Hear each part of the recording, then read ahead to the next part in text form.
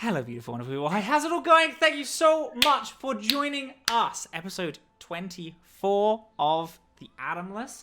We're going to do some little introductions. I'm just going to go around and say hi, hello, and then do their socials, and we have a fun little thing that people have to pick from. However, first I will go.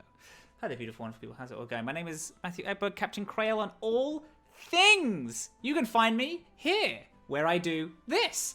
If you listen to this episode, you're like, dang, I love this. I wish I could hear it kind of in almost like an improvised audiobook form. Then go on to any of your favorite podcasters and type in the Atomless and click enter, and then we should be on there. It's essentially this, except we use this as a recording. We take out all the mechanics talk and a lot of the general fluff, and then we turn it into, again, like an improvised audiobook, a little audiobooky thing. It's beautiful, it's wonderful. We add music and it's great. And our little game, which I will start off with, I believe, a controversial choice. So you can play this game at home. What is everyone's favorite song from the year 2003? I shall go first since I just introduced myself. My favorite song is a weird one by a super weird band that I only know 2 songs for, but I also know them because they used to play at the comedy club that I worked at every year, like non-stop. They would always work there, and it is Electric Six, and my favorite song is Gay Bar from Electric Six. I do think that is my favorite song in 2003. I'm gonna take it to a gay bar. It's so good. That band is so weird. The other song they had is, what is the other song that they had? Oh God, it was something about touching. And it wasn't. That sounds about right. It wasn't The Darkness, I Believe in a Thing Called Love, which is, again, Touching Me, Touching You, which is a close contender. Anyway, we're going to be moving it over to, we're going down on my screen. So, Dylan, do you want to go next? Really? Okay, yes. Hi, I'm Dylan, or Super Dylan. My pronouns are she, he, and they. I am so happy to be recording The Atomless. This is my favorite show on the planet. I am a game designer also, and certainly you could go check out my games at superdylan.itch.io. Many of them are free, and those that are not usually have community copies, so you can get them for free if you cannot afford to buy the games, and I would just like you to have them and play them. Favorite song from 2003. I feel like it's, I shouldn't say a Coheed and Cambria song because it's just the default in every year of music that a Coheed and Cambria is my favorite thing. But Numb by Linkin Park Numb by Linkin Park is 2003. Real damn close. That fucking, like, that album and that song in general, like, took over my personality for a while, so I think that's no, my fully answer. I will stand by that. Linkin Park is one of the greats of that era. Oh my god, so good. Absolutely just as an aside, I've discovered that the Linkin Park Jay-Z collaborative album is having a resurgence on TikTok, and watching people discover that for the first time is given me a contact high. I didn't know that was a thing. That's wild. You did not know about Collision Course? I didn't. Oh my gosh. So fun story about Collision Course. So please. Like after when Lemmy passed away, Jay-Z was doing his tour, right? Yeah. And he would always close out like his tours with the song Encore. But to honor Lemmy at that time, he did not just do Encore. He did the Numb Encore version of the song. And I didn't know that. During the end of the song, when they sing the chorus to Numb, he cut the music to the entire to the entire concert, and everyone in the crowd was singing that encore lyric to Numb, and it was such this euphoric moment of like, yeah, this is what music is all about. Like bringing people together from 2 walks of life you would never expect to hear that kind of music together. It was such a great moment. Fuck, that I rules. love that. I love that. That's the fucking owns. Beautiful. Killer choice. Momo O'Brien. I am Momo O'Brien, she, her. You can find me everywhere at Momo_O'Brien. I make content about immersive experiences, and I think surprising very few people, I'm going to say Landslide is my favorite song that came out in 2003. I cry every time. Oh, very good. I know Landslide by. The times get cold. Oh yeah. It's a cover of Fleetwood Mac. Yes. Okay. Yeah. Okay. Dixie Chicks, it says here. Is it Well, really it's a like cover. It's a cover of a Fleetwood Mac song. Oh, is it for real? Mm-hmm. Oh, Yeah. cool. So I I'll don't change think my I knew answer. that. Is the live version of Landslide Always Makes You Cry. That feels like cheating then, so I'm going to go with I'm With You by Avril Lavigne, Canadian icon. Nice, Pretty sure Canadian she icon, wrote that when absolutely she was like a cover episode. teenager. Yeah. Beautiful. Killer. Nordin Ali Kadir. You go next. What's Hello. up? Hello. My name is Nordin Likdir. My pronouns are he, him, and my brain has stopped working for the night, but that's all right. Nice. You can find me online at Werewolf Fields. I'm a cultural consultant, tabletop writer, designer. There's a laundry list. I'm not going to bother reading through them. But my favorite song from 2003, this took a lot of thinking. I had to look up what songs were made in 2003, at least 3 different lists. Seven Nation Army. Yes. Good. Yes. That was that. I Oh, have a good list pull. of songs of nominations that I'm going to say if no one says them, and that was on the because of fucking killer Yeah. song. Wow. That's good pull. Yeah. It's saw it. I just saw that on my Spotify and I was like, there's no way that came out in 2003, is it? Yeah, did, bud. yeah. And kicked off the Oh. White Stripes with an absolutely phenomenal album. Yeah, I absolutely I adore Wow. Elephant. That whole album is phenomenal. I thought It's the White Stripes were earlier. I might be dumb. I'm probably dumb. This It's was their because- first big thing. You go. I'm definitely dumb. no, it's not. You're not because they're a form of alternative rock, has a lot of blues in it, so it does harken back to previous genres of music. I think that So it that's makes you- true. It Yeah. makes you feel like it should be older than it is. They didn't it's- sound like they were Contemporary. present at that time. Yeah. Yeah. Yeah. Yeah.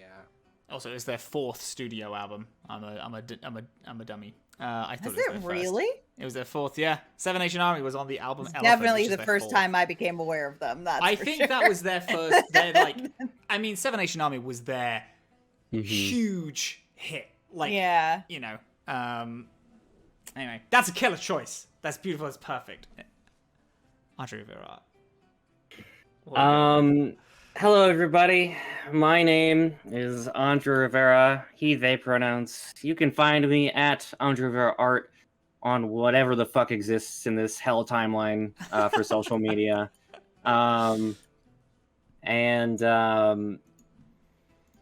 can also find me at my official portfolio website, andrerivera.art, where you can see my illustration portfolio. You can see the actual place that I'm in, and you can see all the games that I've designed, including, for the actual play series, including the Atomless, obviously, Tragedy Theologian, Unicorn Hunt, Redline, Power Rangers: The Next Generation, and Streets of Gotham.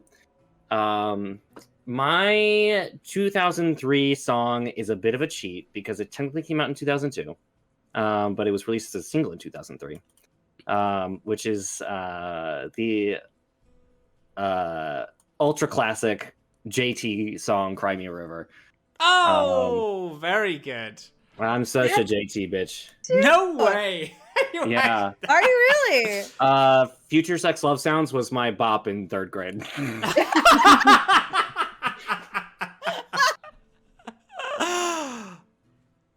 Honestly, we love an out of left field pick, and that's perfect. I That's love a it. cracker. Yeah, that's real good. It was a good album. It was a good It was a album. very Great good fucking It was- album. I just remember the music video to "Cry Me a River" where he's in that other lady's house. Yes. because it was just on the fucking MTV or whatever I used to watch. So Mhm. I Yeah. watched that music video about 100,000 times. And just it's like this kind of about his relationship with Britney Spears at the time and feeling like that, like push-pull, and like it's just trying to like move on. And there's a lot of music history in that song too, because that's also a Timbaland beat. Oh, that's right. Isn't that where they started doing their heavy collaboration? That was the first. Yeah, that was their first collaboration. Because then their album came out like in 2008 together. The one they produced together. Yeah, that was good and shit. Cool. The early 2000s was also a big time for another song that I was considering was "Crazy in Love" by Beyonce and Jay-Z. It's wow, like such a heavy hit. Because around this time there was a big surge of world music incorporation, so they started implementing a lot of Arabic and Indian instruments like sitars and ouds and shit and tablas, which I wish we had more of that shit in modern music. So many of these, it's so weird because so many of these things occupy different timelines in my memory it's wild that bank. They all this are is the so same. Cool.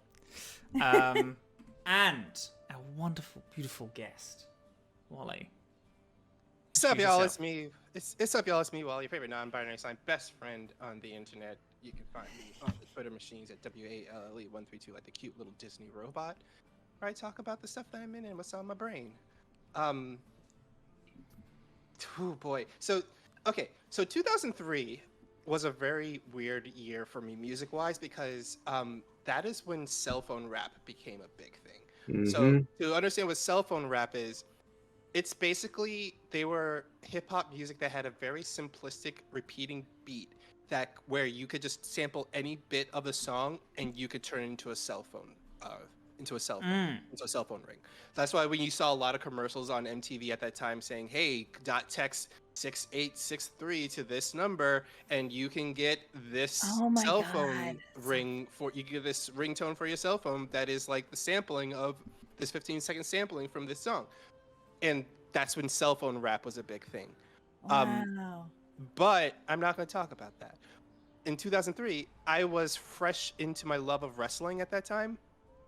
And the song that like occupied my life was by the band Motorhead, and it's the song "Line in the Sand," which they used for Evolution's entrance music, and it is such like a bop of a song that just makes me want to like strut down like some like big boss in a final fight kind of thing. And that's mad. That came out in 2003? Yeah, that came out in 2003. Wow.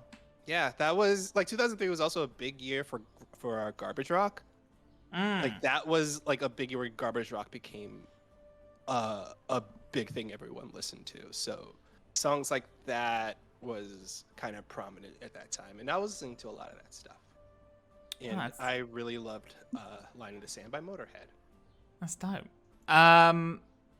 Okay. Before we fly through space, I just have some honorable mentions. "Bring Me to Life" by Evanescence came out in 2003. That's absolutely mad. That's a good one. "Hey Ya" by Outkast came out.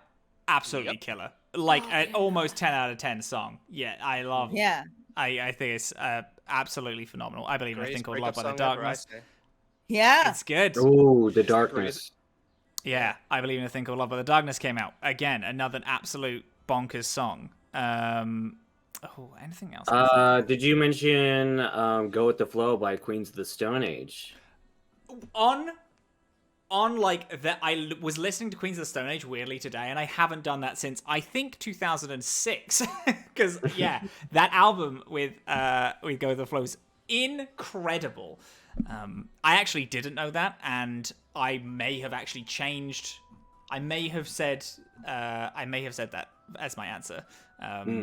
Because I fucking love that song and I love that album. That's amazing. Anyway, there you go, gang. Thank you so much for coming here on this brief episode of Music History. We will see you in 2 weeks for another episode of Music History. That's it. Bye, everyone. Are we going to go by year? Do you want to go year by year? Oh, Fuck no. it. Why not? All right, sure. Yeah, next time we'll have best song from 2004. Place your bets on what will be a song that will be said. But with that, we're gonna go have a try. We're gonna give you a little intro, a little like previously on, and then we'll be back right with you. Previously on The Atomless. Azam, he. Ike. She. My name is Theriac. What's up? My name's Skye. Welcome to the Patchwork, my dudes. You have a lead on where the next crystal is. The planet Nos in the Vanir system. My name is Poncho. I'm the sheriff of these areas. I'm the sheriff of Nutrino Downs. As you all cheers, there is a poof from outside, a loud bang, and then another. I'm out the door. Sheriff! Poncho, you took from the Baron. We can't be having that. The sun's setting on your ride here, Sheriff. My name's Skyscraper. I'm interested in joining you. My name's Estrid. We got some money to pick up. A store in town, the owner's fallen behind on some payments. She raises her gun, cocks it, and fires. Huge train, carriages long, on a track that goes off into the distance. The void does train them well. Very good, Skye. Time's up, Poncho! Let's rumble.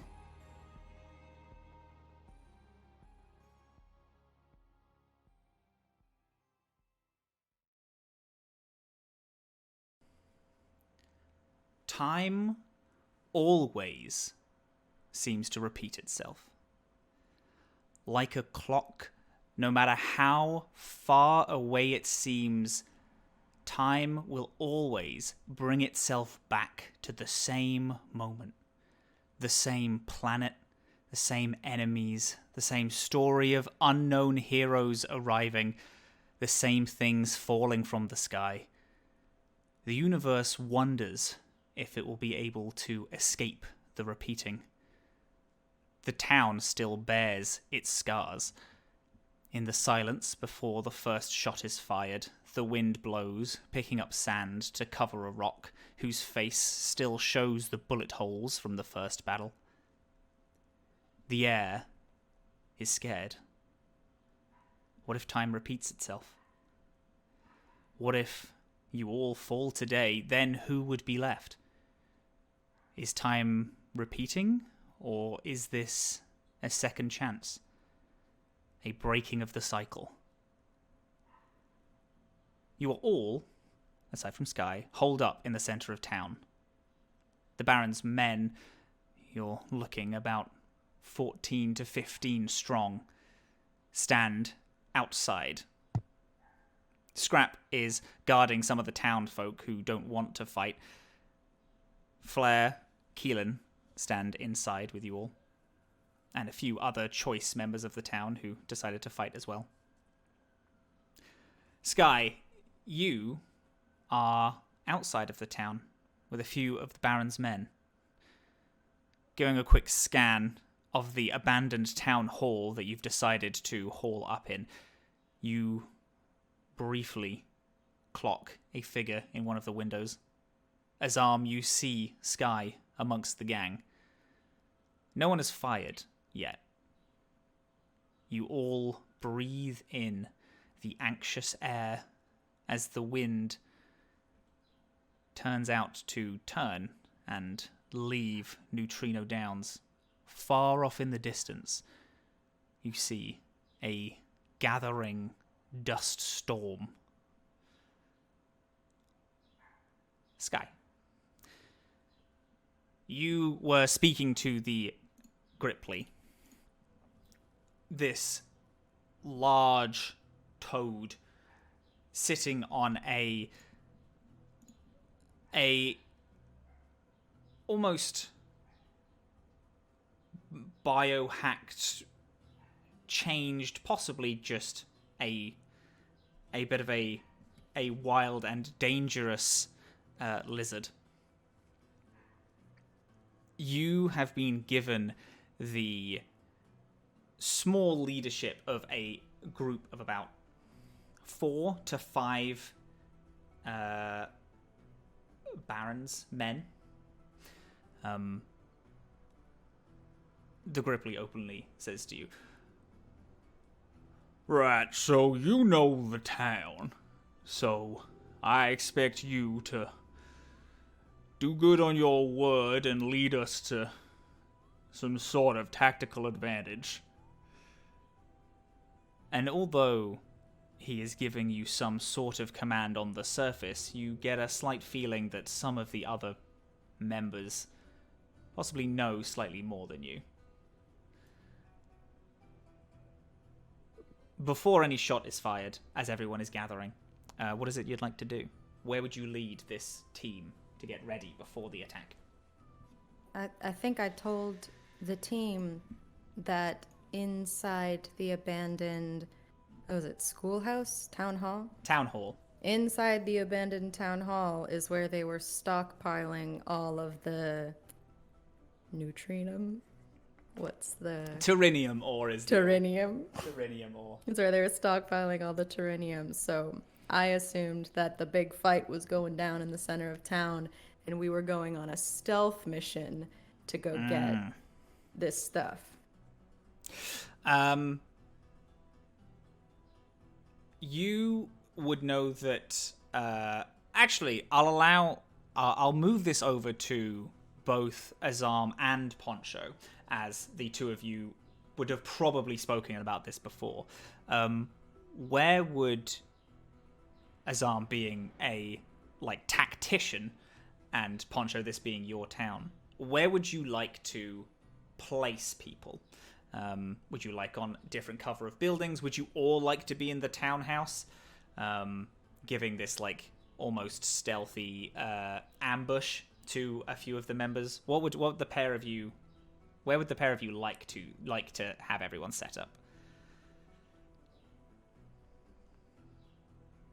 Poncho would have 100% wanted people who couldn't fend for themselves be in a very safe building. Yeah, we sent them away to the mines, I believe. Yeah. Mm. But he would also propose this plan to make one of the buildings look like it's where everyone is at, to draw their attention towards it while everyone is really safely away at the mines. I think the goal was to dress up the town hall like it's what the goons want, and set up the mine to be where everyone who needs to be safe is. Yeah. Far, far away. So I think they're on their way to town hall. I think that part of the plan is functional and working. We have a fake out space. Yeah. Azam would argue that town hall itself should be practically empty and surrounded instead with people on the roofs and in smaller buildings. So once they charge in town hall, we charge in after them, pinch them in, and take them out. Yeah, that's perfect.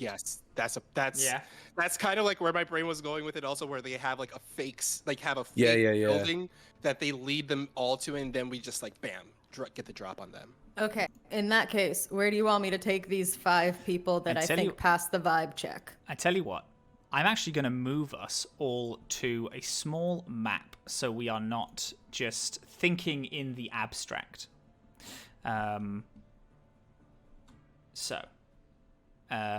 This is the current town as it's situated. This big space here is the town hall, and there are buildings, as you can see, around. Skye, you are here to the south, you and Skateboard, and you have currently 2 other members who I will actually increase to the 5 that I briefly said. Ba-da-ba-da.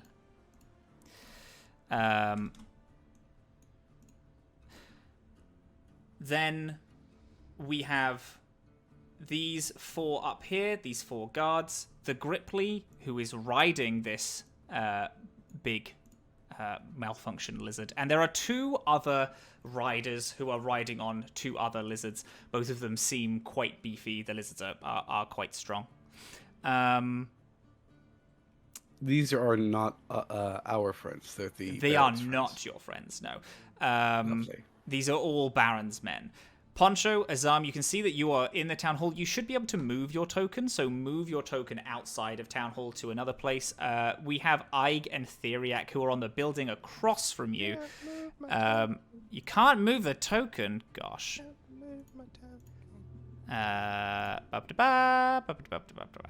I cannot move mine either.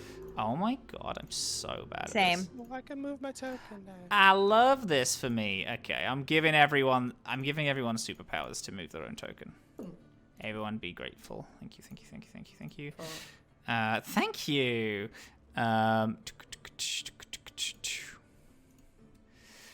Oh, I have. And everyone has now, thank power you. now. There we go. And that's for Mo. And then you should be able to also move skateboard now as well. Okie dokes. The healing station will be next to Theriac and Ig. I will add another little token just for that. Azam,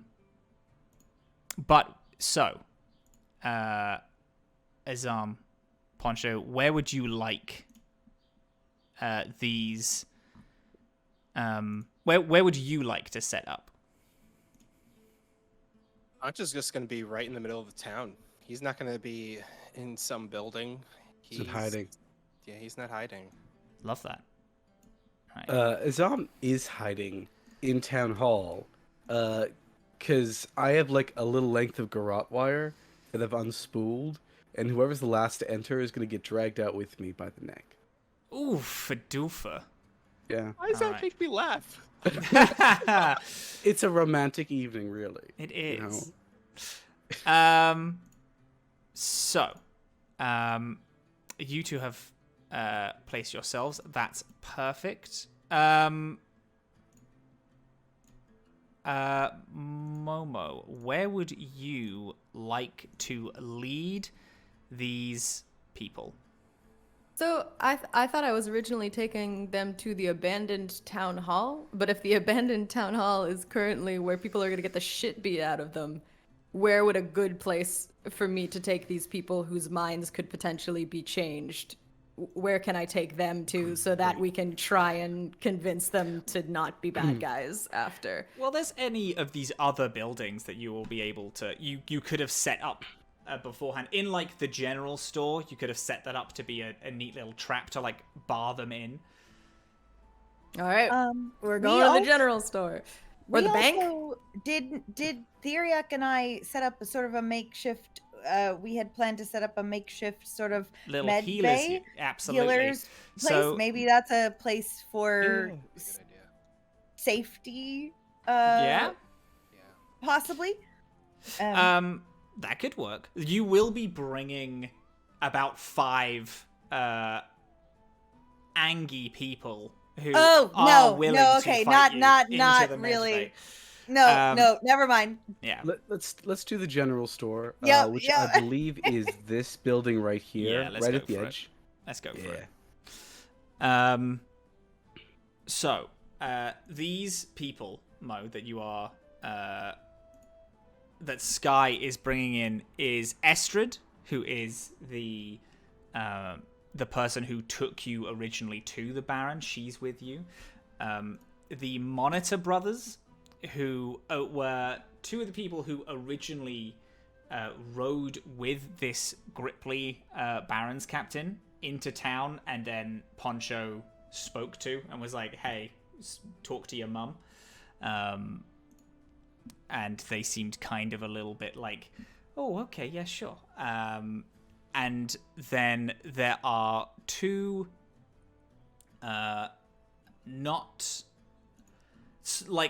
2 people who aren't related, unlike the Monitor brothers, but they do look very similar.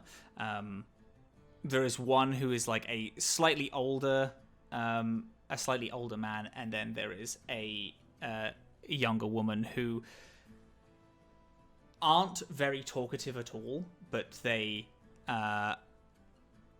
are part of this Barons group, but over the time that you've been speaking to them, it seems like both of them are here because they've been forced to be here. Like, they have no other choice but join the gang. These are the 5 people who you have in your employ. Are you leading them all into the general store?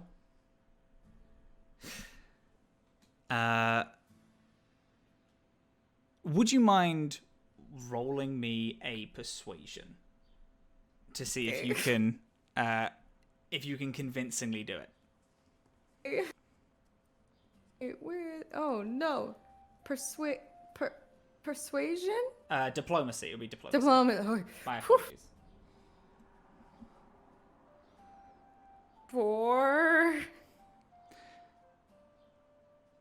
Do I have inspiration or something? You might know that's Pathfinder 2 I'm thinking of. However, I'll give you a chance to like buff this out. Everyone's kind of suspicious. You've just been put like in charge of these people, even though no one here knows who you are. When you all like splinter off to go down a way, and you say, "Hey, we should go to the general store." Estrid pops up. Now, darling, why are we going there? That doesn't seem like where the action's at. As I ordered you to.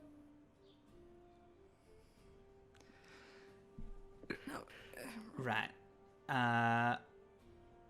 Well, listen. Making faces, but Skye's stoic as fuck. I don't know how I'm gonna get myself out of this pickle. I'm seeing this through the window. At this You are point, seeing right? Skye talk to a group of other people. Actually, everyone can see this, except for Poncho, who's in the middle of town. I'm going to catch up with Poncho in a minute. But if you're looking through a window, you can quite easily see Skye with a group of others. Right, Skye. What are we doing here? This is think their minds can through change. comms, right? Yeah. I guess. I think their minds can be changed. All right. Tell them that there's a backup. There's backup resources inside the general store. They'll be planning on using it to cover us in case Town Hall went down. Town Hall is going to be heavily guarded. They have backup supplies in the general store. If we get rid of that, they'll have nothing to land back on.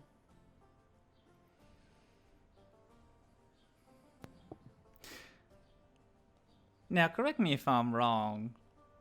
This was your old crew, right? You flew with these people? Yeah. You really are turncoating on them quite quick. Yeah. It just seems a little convenient that you're leading us away, don't you think? Yeah, well, leaving the void gave me some practice.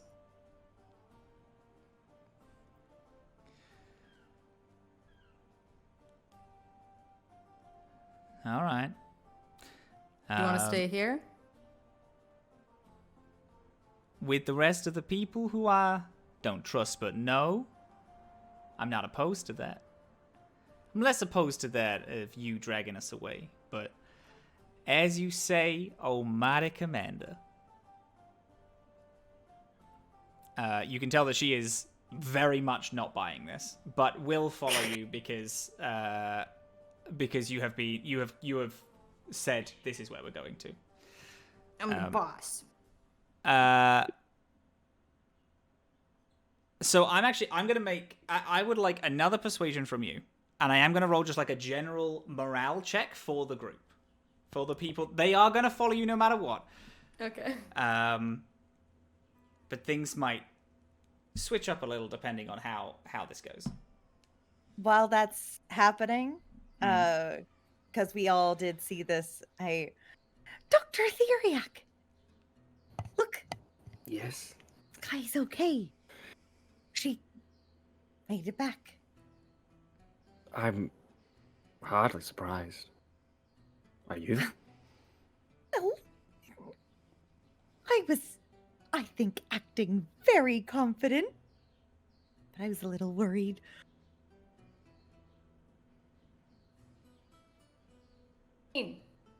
How much? 16. Beautiful.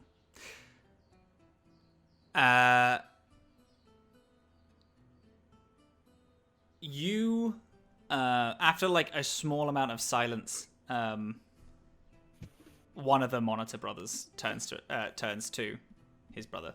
All right, I don't. Whatever the boss says, and the Baron gave, her a pretty good pass. So I think for tonight we should just listen and let egos die. All right, whatever you say. And they will follow you to the general store. I'm just going to move all of you as you move on and walk toward. Poncho, you are just stood outside. Yeah, Poncho is just standing outside in the middle of the street.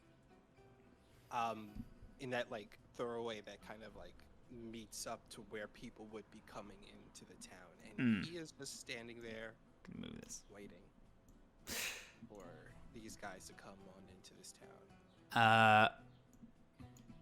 Moving on up first, the Gripply, who you never really quite caught the name of, but have seen a lot, is the one who gave this second threat to the town, the one who tried to rob the knoll at the beginning of our story with Poncho. They saddle on up to you. Poncho, this is your last chance.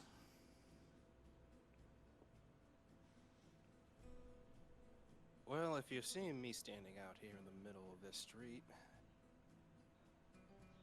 I guess that's a sign saying I'm turning down whatever kind of offer or whatever kind of bargain the Baron has planned for this situation. So I'm just gonna give a big old resounding no.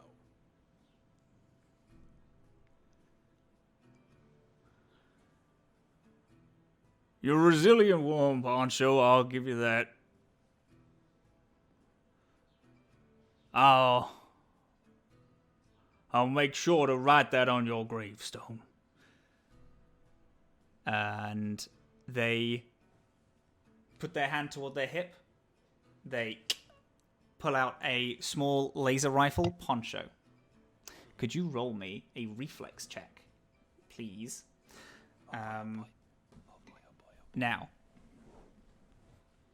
after this, I'll say the thing.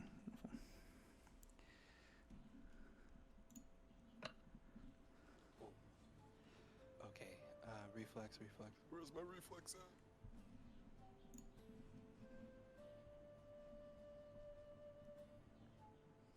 Okay, that is a 22. The Gripply puts their hand to their hip, pulls out for a shot, but you, again, this man just ain't quick enough. You pull out yours first. Could you roll me damage as you get one free attack? As he goes to draw, and as he goes to draw, and both of you fire on each other, there's this that signals that this combat has started. Can everybody roll me initiative, please? So you see the gun that Poncho pulls out isn't a standard-looking laser pistol. When he reaches under his poncho, you think he's gonna pull out the laser pistol. What he pulls out is this this insectoid-looking gun that looks like it's a handgun, but the body of the gun itself looks like an ant gripping on top of a pistol. Like the ant has some weird symbiotic relationship with this pistol, as like you see his little tiny legs are dug inside of the barrel of the gun, and it's like almost as if the gun, you can't tell the difference where the gun and the ant ends and begins. And right before he pulls the trigger, the ant makes a little bit noise as he fires a shot from it, and the bullet doesn't come out. Like the ant opens its mouth, and a stinger shoots out of the ant's mouth, and it flies at this guy's hand. Beautiful. Oh, and that's 10 points of damage. Let's absolutely go. There is this silent but well-known draw as the Gripply, and then you and you fire off. There is a spurt of blood as you hit him in the shoulder, hitting him for 10. And with that, everyone's rolling initiative. However, first, I would like to state this. Poncho, you gain an ability called Draw, Quick Draw. As a reaction, whenever you see, like once a round, when you see someone take a shot at an ally or yourself, you get to decide to roll a reflex save, and you can stop that attack happening and then roll damage yourself, as you are just quicker on the draw. And with that, everybody roll initiative.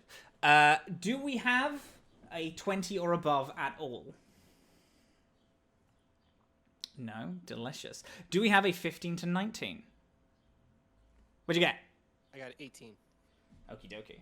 This is lovely. Y'all imagine having an 18. Doesn't it sound nice? I was like, don't look at me. Do we have a 10 to 14? What'd you get? 11. Beautiful. Mo, did you have your hand up? No. I got 5. Okay. This is exciting.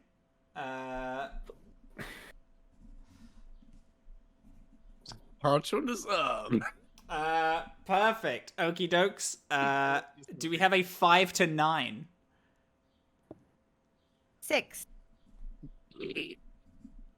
8? I rolled a natural 1, which makes it a 4. Oh, Wow, gang. We came ready to party. we came ready to party. Ready You to guys fight. are ready for this attack. Okie dokes. Skye, what did you get? 5. 5. Yeah. 5. Thank you. Okay, so Skye, and Theriac. Perfect. I am so sorry to say, everyone, but I think every single enemy takes its turn before most of you. Except Poncho, probably. Except for Poncho. Yeah. Start this, but we're gonna finish it. However, because of the things that you have all been doing to prepare yourselves and the town, at initiative 20, which is the first, That's right. you all get to pick collectively between one of 3 things. You can pick open fire, which in a 10-foot circle, everyone inside that circle needs to make a reflex check or take 1d6 damage. As all of the people in the town who you have prepared all open fire. This is including Keelan and Flair. You can pick drop the barrel. If someone is within 5 foot of any of the buildings in town, you can drop an oil barrel, which gives them huge amounts of damage, but they also need to roll a reflex. Or you can pick 3 people, and then the healing station is going to go off, and then those 3 people heal. You can also go up to the healing station and just use it if you're next to it as an action. That is also fine. But on initiative 20, you can send this healing aura that Theriac has set up with the little. So we get to do this at the top of each initiative order? This is 20. On 20 initiative, you can pick one of these 3 things. It's in live chat. First thing, it's the first move since no one rolled above a 20.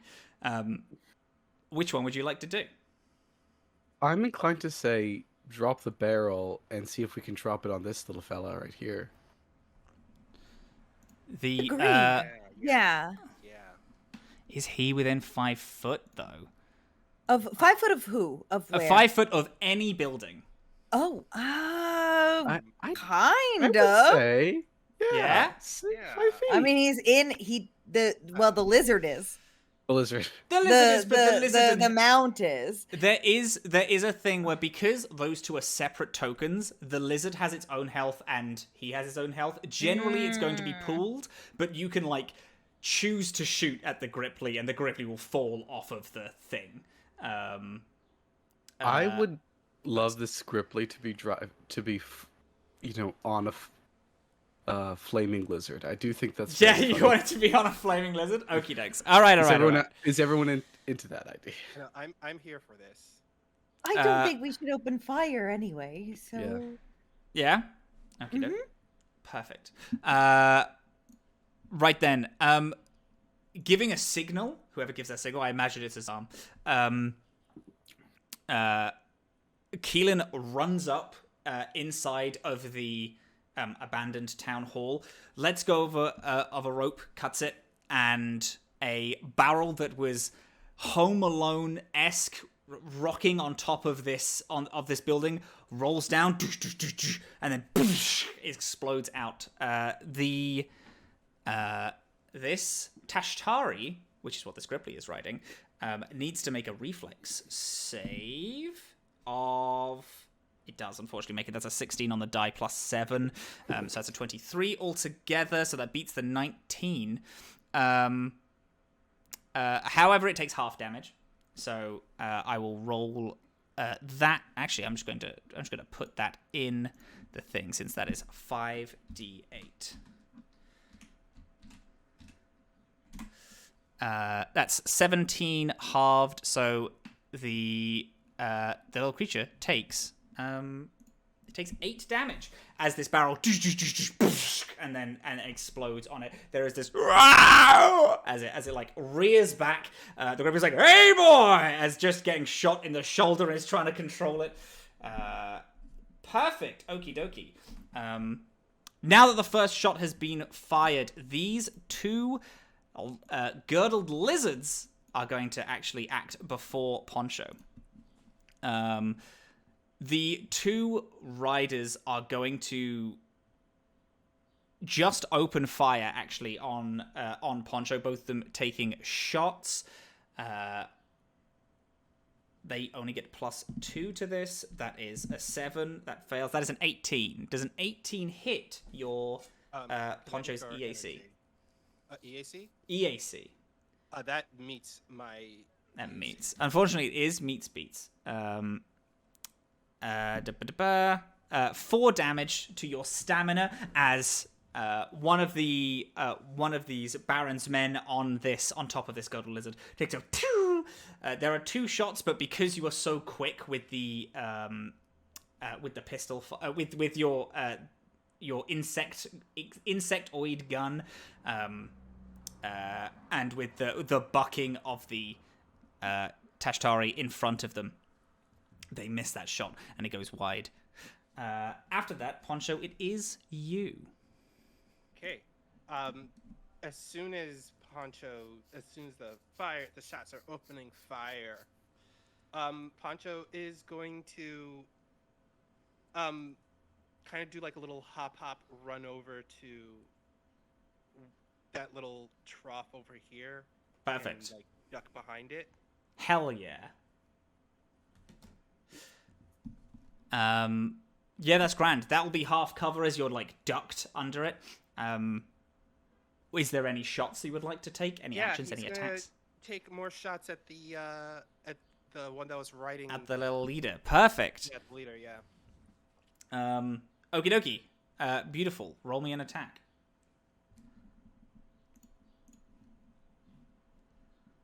That is. I could bring it up. That is an 18. 18 to hit? Yeah. 18 does hit. 18 does hit. Roll that damage. That is 9 points of damage. Beautiful. This Gripply and this Tashtari are getting riddled with bullets. They've really, in this ambush, they have been the ones who are jumped. their shot at you missed. You hit them in the arm. This oil barrel fell on them, and now you fire off again, hitting this Gripply. And then after that, if you are all done, it is who I have colloquially called the peon's turn, which is all of the small creatures. I am going to, for ease sake, I'm going to have these move. These little guys move down, each of them rushing to hide. Let's have him go to here. So 2 of them rush off, going toward the town hall. 2 of them duck behind the building that Theriac and Aig are holed up in. All of them, however, are going to take shots off at Poncho since they don't know where anyone else is. With their small little rifles, that is 1, 2. That is 2 hits against Poncho, dealing a total of 10 damage as they... And you... Oh, actually, that's not. My apologies. That's 3 damage because you have an AC boost because you're ducking behind a thing. And one of them rolled an 18, which actually doesn't hit. So that's actually only 6 damage. As they... And water, like... bullets go straight through the sloshing trough, and water is pouring out. You can kind of poke your little kangaroo mouse eye through one of the holes, yeah, and spot what's going on. The other 5, as they all walk in with Skye, you all step in. There are some supplies knocking around. Skye, you the first or the last one to enter?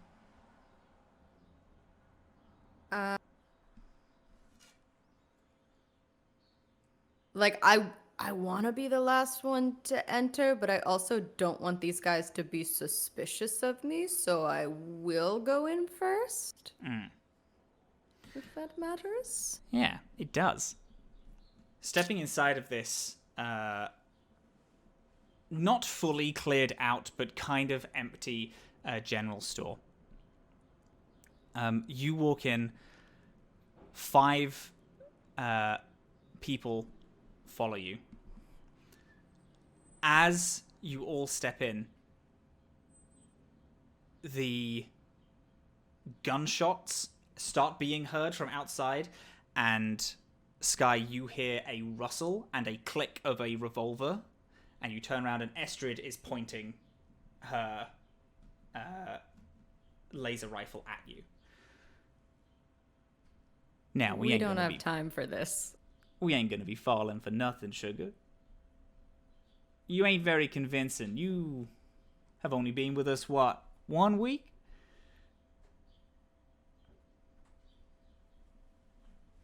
You really expect us to fall for the fact that you're all on our team?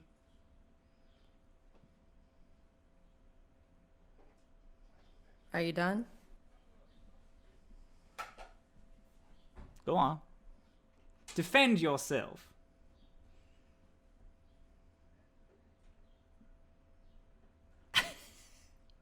You know that power we got from the crystal? Yes. The pole? Yeah. I want WallE to have a chance to use it. But could I use it just because Momo doesn't know how to get out of this predicament? And I know a way that requires the use of the crystal power. Would that be okay with everybody? Say do it. I'm okay. I'm okay with you using it. You are Oh my surrounded God. by 5 people at the minute, Do so it. possibly getting out in any way is a smart one. I'd like to use the crystal power, and I'd like to just telekinesis her gun into my hand. Okay. Am I able to do that? Yeah, you absolutely are. This is going to be a contested reflex as you use the ability of the crystal to yank the gun out of her hand and into yours. So you're going to have to roll a reflex, and I will roll one, and whichever one's higher gets it.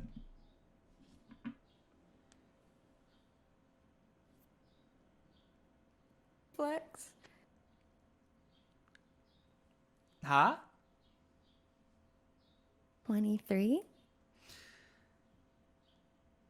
The dust storm you all saw earlier is like so far away, yet there is this of like thunderstorm that you hear above you as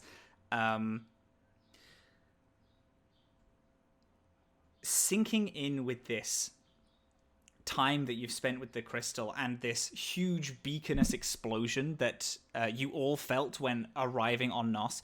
Skye, there is this small tingling of on your tongue, this memory of licking it when you first came into contact with it. The crystal, there is this breaking of glass as the crystal eye like leaves your pouch, shoots out through the window, through 2 other buildings, and then into the general store. Skye reaching at your hand, the gun, and immediately falls into yours. Estrid is now unarmed, and you now have a rifle in your hands. The crystal like hovers, floating, stuck in the air, as you summoned it to use this. It shakes and then clangs to the floor. You now hold the gun in your hand. There is, you now have like the awareness of everyone who has walked in this building is like, hey, as they all like point their guns and like get ready, but they're not pointing it at you. They're just like pointing. They're just like readied. Your gun leaves Estrid, and are you pointing it at her? Do you just have it? I just have it. Okay, give me a second here. It's grand. You got it. I'd like to take the gun. Mm-hmm. And then just say to the rest of the group, giving Astrid a bit of a cold shoulder, take what you want. We'll destroy the rest on my signal. I'm going to watch the door. I will tell you when it's safe to leave.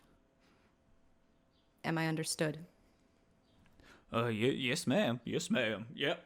All right, ma'am. They all walk off. No roll needed. Estrid doesn't move and is stood looking at you and then looks toward the crystal. How'd y'all do that? Rather leave you wondering what else I can do, and then I'd like to hand her gun back to her. My, you are full of surprises. Poor. Yeah, you have no idea. And then I'm gonna go watch the door. She takes the gun. These people are they're like raiding and grabbing things from this grocery store, but also occasionally like looking outside at the scenes above. The other people who are all outside did see this. Theorek and Ige, you saw the crystal like vibrate violently, get up, and then shoot its way out the window to Skye summoning it. Azan, I can imagine you also saw it, and everyone outside could see this. Like you weren't quite sure what it was. It might have been a cannon fire or a very like big bullet shooting past everyone. With that, it is going to be the Gripply's turn. Azam, you are on deck. The Gripply, patting themselves down, wiping the oil off of the Tashtari that they're riding. It's like, whoa, boy, whoa. The Tashtari kind of lands on the ground. This less like solid red lizard with this large, almost scorpion-like tail and this big sack that is underneath its throat that almost like the Gripply toad riding it is like raising and breathing, readies itself. The Gripply commander pats it. Is going to point at where Poncho is, and is going to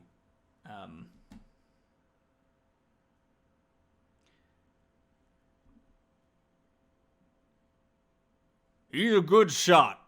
Let's make sure he can't do that no more, boy. And then the this Tashtari, it's the sack underneath its throat like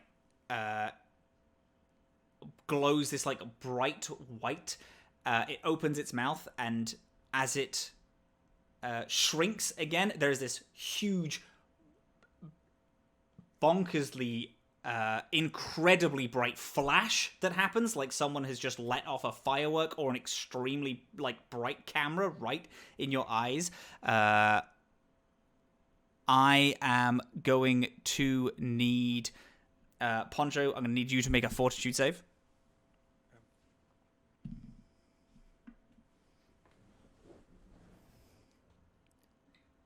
That is a 15. Okie dokie.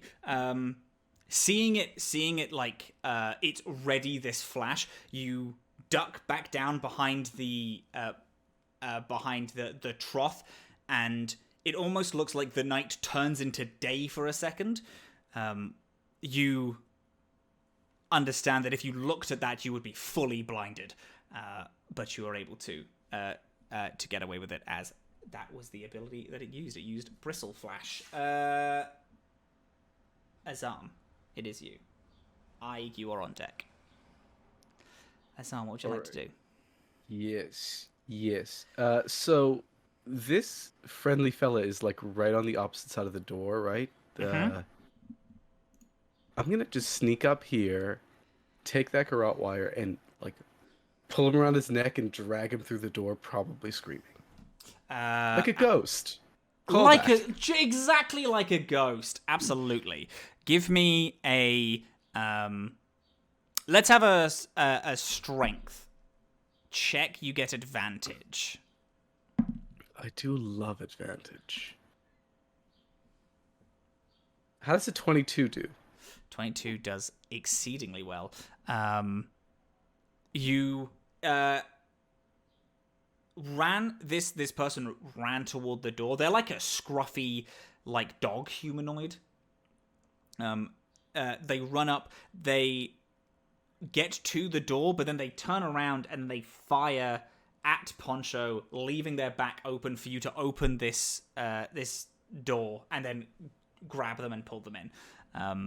There is this and then this yoink as they are yanked in.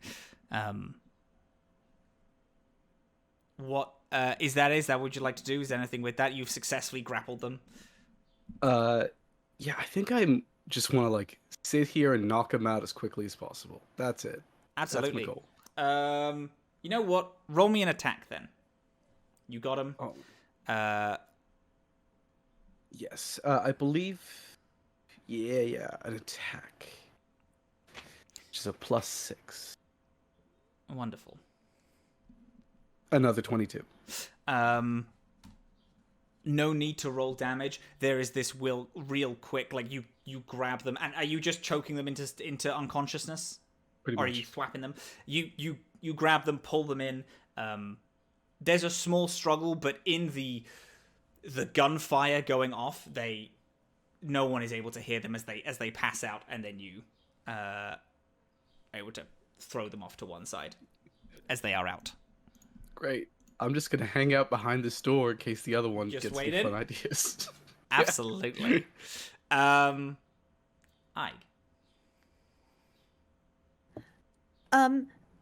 I make one Skye, request? you're on deck and they're going to come up next. Yes, Can I make you one request?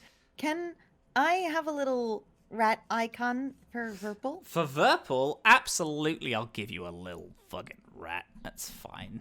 Thank you. Doodle-doodle-doo. I do have one other question. To clarify, are Theriac and I on top of the building or inside of it? You can. Do you want to be on top, or would you rather be inside? What do you think, Andre? I just want to know for logistics purposes. What are you asking me? Are we on top of the building or inside? What do you think is better? I believe we would be on top of it. That's what I did think. Okay. Yeah. All right. Cool. Okay. Cool. Got it. Beautiful. Great. I've given you a little rat token. It's got You the little have! orange dot because it's quite hard to see. So the orange dot is the rat. I see it. Thank you so much. Okay. So Furple can stay there. I'm gonna move right over here. And can I see the red and green little fellows? This one and this one from where I am. You would be able to see. If you go to like the very edge of the building, you would be able to see both of them because the red is like fully pressed up against the wall, and the green one is just kind of poking out. From there, which is just like, I don't know, like 5 foot away, you can see the green one. He's like almost in the middle of the street, firing on Poncho. Okay, so I'll move just one more over, but all I'm gonna do from here is what I want. He's got what kind of weapon in his hands? He's got a rifle. He's got a. Do you want to? It's advanced. If you want that. Great. Yeah? Good. Yeah, that's even better. And I just want to kind of lay down on the roof and lean over just a bit, hood over my head, and you don't want to fire? You don't want to fire at all. You don't even like killing people. And I cast incompetence on him so that he cannot He forgets shoot to do it. rifles. What do Yeah. I have to do? Is that a will? That is a will saving throw 15. 15. Okie dokes. He has a +3 to this. All right. Okay. Or a 17, unfortunately. Okay. All right. Spellcast. On the little whisper, there is a moment when he's like pressed up against it. He's clearly fired this rifle a lot. You do see him like confusedly look at his gun, like he's just had a moment of like, oh shit, am I having performance anxiety right now because I've completely forgotten how to do this? Looks at his weapon and then it's like, oh no, it's fine. But he does hear you at the top, so looks up as he rests his back against the wall. Is that all you'd like to do for your turn? Well, if he looks at me, I go, this gutter is disgusting. Perfectly hidden. Has no idea you're part of the fight.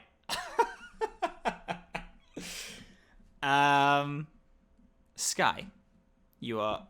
It is your turn. Theriac, you are on deck. You will be next. Skye, what's up? I have a masked visage, which I don't know if it would be an action to put my little bandit mask and my gas mask on, but it says if my face is covered, then no one will recognize me. I'll allow that to be like a swift action. So Hey, you can thank you. put it on. All right, and then I would like to take the chance and not lock the door, and I'd like to walk to. Let me move myself to about here, Okay. I think. And then Azam gave me that fire rifle that's 60 feet. I'd like to fire at the frog man. Oh wow. And thank you. Okay. Am I All right, allowed to and do that? You are absolutely allowed to do that. You will. I will give you that the two lizards and the peons outside, as well as the Gribbly, don't recognize you as Skyscraper, the person who led you in. the 5 people in the general store will watch you walk out and shoot. So we'll recognize that, oh no, we were right. She's not on the team. Lock the door. You lock the door? Maybe I should lock the door. Or maybe I want to be in this little scrap, but I'm like, maybe I should just watch the door. You can Wait for this all to blow over. Lock the door from the outside. If you I know, wanted. but then they're gonna start to panic probably. And how sturdy is this door? It's sturdy. They won't be able to kick it down immediately, but they might be able to. They will be able to get out eventually. But you might be able to finish the fight before they do. Lock picking. Does that work both ways? Yeah. It's still a Nice. lock the door. You can still lock the door. Yeah. 25 to lock the Okay, door. all right. You walk outside. There is you hear Estra going, "Hey, where you going?" As the door swings, and then you Crystal turn with me, around by to the the way. bit. The crystal's with you. Crystal The crystal's with you. Yes. The crystal's with In you. my pocket. Yeah. And then you slam the door and then lock it. You hear seconds after them all- Actually, can I do something else as well? Sure. Do I have like an action beyond locking the door? You don't have an action, depending on what it is. What would you like to do? I have a smoke grenade. You have a smoke grenade? So you're going to chuck the smoke grenade inside of the... Okay, I'll give you this. Tell you what, I'll give you this. I will let you either put the mask on and lock the door, put the mask on and throw the smoke grenade, or throw the smoke grenade and lock the door. You have to pick one of the 3 things to not do. I throw the smoke grenade and lock the door. Okay, you throw the smoke grenade and lock the door. Rolling the smoke grenade down. The five people immediately react with confusion and anger as this grenade goes off. They're all coughing and unable to see. There is like gunfire happening seemingly randomly. You duck your head as bullets, like you can feel the air of bullets like over your head. Run out the door, shut it, lock the door. And that will be your full turn. I will allow you to move still, so you can like move the 30 foot away. Okay. Or like duck behind one of the other buildings if you would like. Nah, I don't think I can hit anybody then. Yeah. I'll just get ready to shoot. You throw a smoke grenade, leave, lock the door, and run out into the open. You see the rest of these Baron's men firing, and yeah, you see the rest of these Baron men firing. Theriac, it is your turn. What would we like to do? Okay.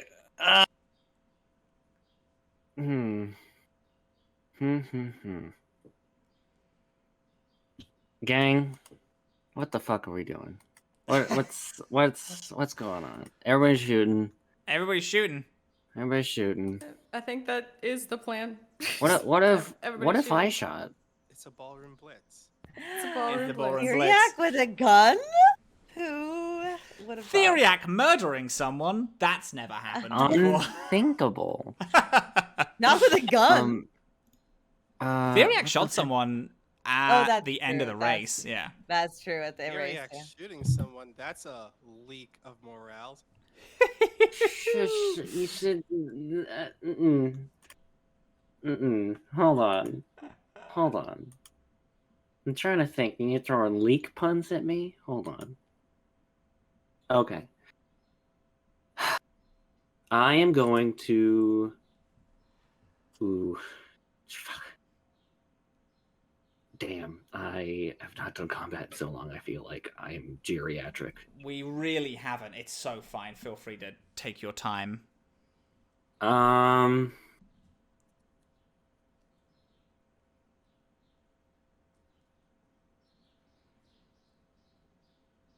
I am gonna use a full action to attack twice. Beautiful. You see Theriac loading the injector pistol with the specific inhibitor addition. Specifically that I do want to ask, because this would have been discussed prior, what is the damage most commonly used against against the bandits? Would it be like what energy damage? I believe it would probably be just like your casual like piercing, if you can do that. I know it's energy, you said, so I will Yeah, I don't know if it's just like physical. But let me have a look. That's fine. Oh, Dylan left. Fuck. I was gonna do an RP. Shit. Hey, gang. We can say acid. Oh, fire, because the barrels will be fire. Fire. Duh. Okay. Yeah, fire makes will be sense. a good one to do. And then Skye also has the flame rifle. There's his arm. Fire. Okay. I'm going to go ahead and just do the actions then while we wait for Dylan to come back, because I do. Absolutely. All right. So I'm attacking twice. Twice. I have the inhibitors. Okay. Oh, okay. Ooh, okay. That's a 16 and a dirty 20 to hit. Ooh, I am delicious. aiming for where did my map go? God damn it. What is going on? I need my map. Both of those do hit though. No matter who I aim at? Yeah. Oh. Okay. They're pretty good. These guys ace. These guys are not built to take a lot of fire. Ooh. What if I was a little rambunctious and I was aiming at the steeds? Perfect. To like buck the people off of them? To buck frog homie here. Yeah. Perfect. You And can then absolutely do that. For the needler pistol, that would be... Oh, sorry, that would be a... Not that. It would be a 17 out of 21. Not that that makes a huge difference. No, that still hits. It still hits. That's actually better than what you stated before. So I know. I'm just... No, it's good. I appreciate it. I am so unready, gang. I am a professional I'm a TTRPG person. Ever been ready? What is ready? Ready is a... Professional at this. Yeah. Hey, at least y'all are professional. I come in here with my hair looking like this, tired as hell, in my pajamas. You can't tell, but these are just pajamas. I don't think you realize how many professionals do things in pajamas.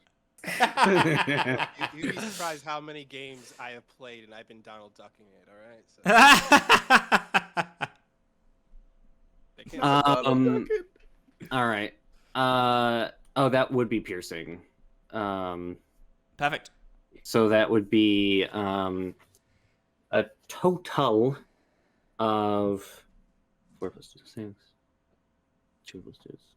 That'd be a total of 10 piercing damage to the steed. Perfect. I think hit 1 is to buck, hit 2 is to have it like run off, get off the field. Perfect. I am gonna have them do Like a will check? Like a will check to be spooked and leave. Now, up front, it's taken a fair amount of damage and is really feeling it, so is probably in a fight or flight sense. This is dependent on if the Gripply commander can rein it in. Yes. Sure. All right. It is definitely spooked. It's going to try and buck the Gripply. And this is going to be just him doing a reflex to see if he can stay on. That's a nat 1. You fire at the steed. Can I flavor this? Because it's a nat 1? Yeah, tell me what's up. Okay, if it's a nat 1, that this creature... what kind of creature is this, by the way? This is a... it looks kind of like a hybrid between like a lizard and a frog.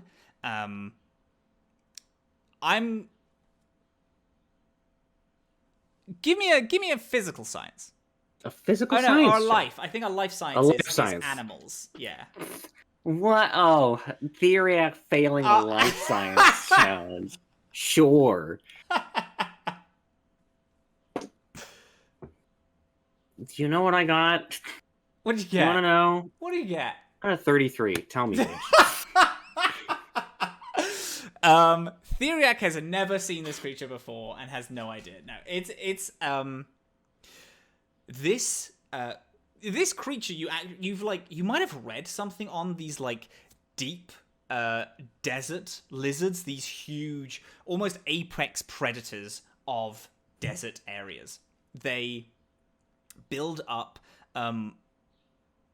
bioluminescent sparks in their throat to fire out these extremely bright flashes of light to stun prey before they poison them and then begin eating them.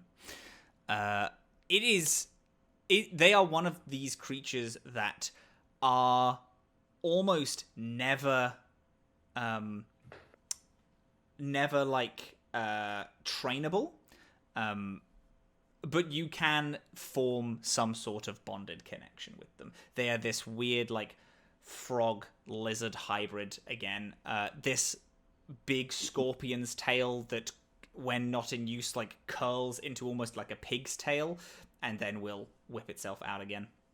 Would you say that they are tameable but not domesticated? Yes, I would say that. Yes, that's a really very good way of putting it. Cool. So my idea for the nat 1 is that this frog lizard thing does not buck back, but bucks forward, and frog guy falls forward and then is trampled by the steed as it runs. Oh, beautiful. Yeah, falls ass over head. There's this startled, surprised scream that the Gripply gives as this creature and then charges off up the path away from these two lizards and almost toward Poncho, but up through the main square. The Gripply lands. There is a crack of of some form of broken machinery. Maybe the saddle, the leather broke. Maybe it was like a gun that they had on their back. And I'm gonna roll some damage.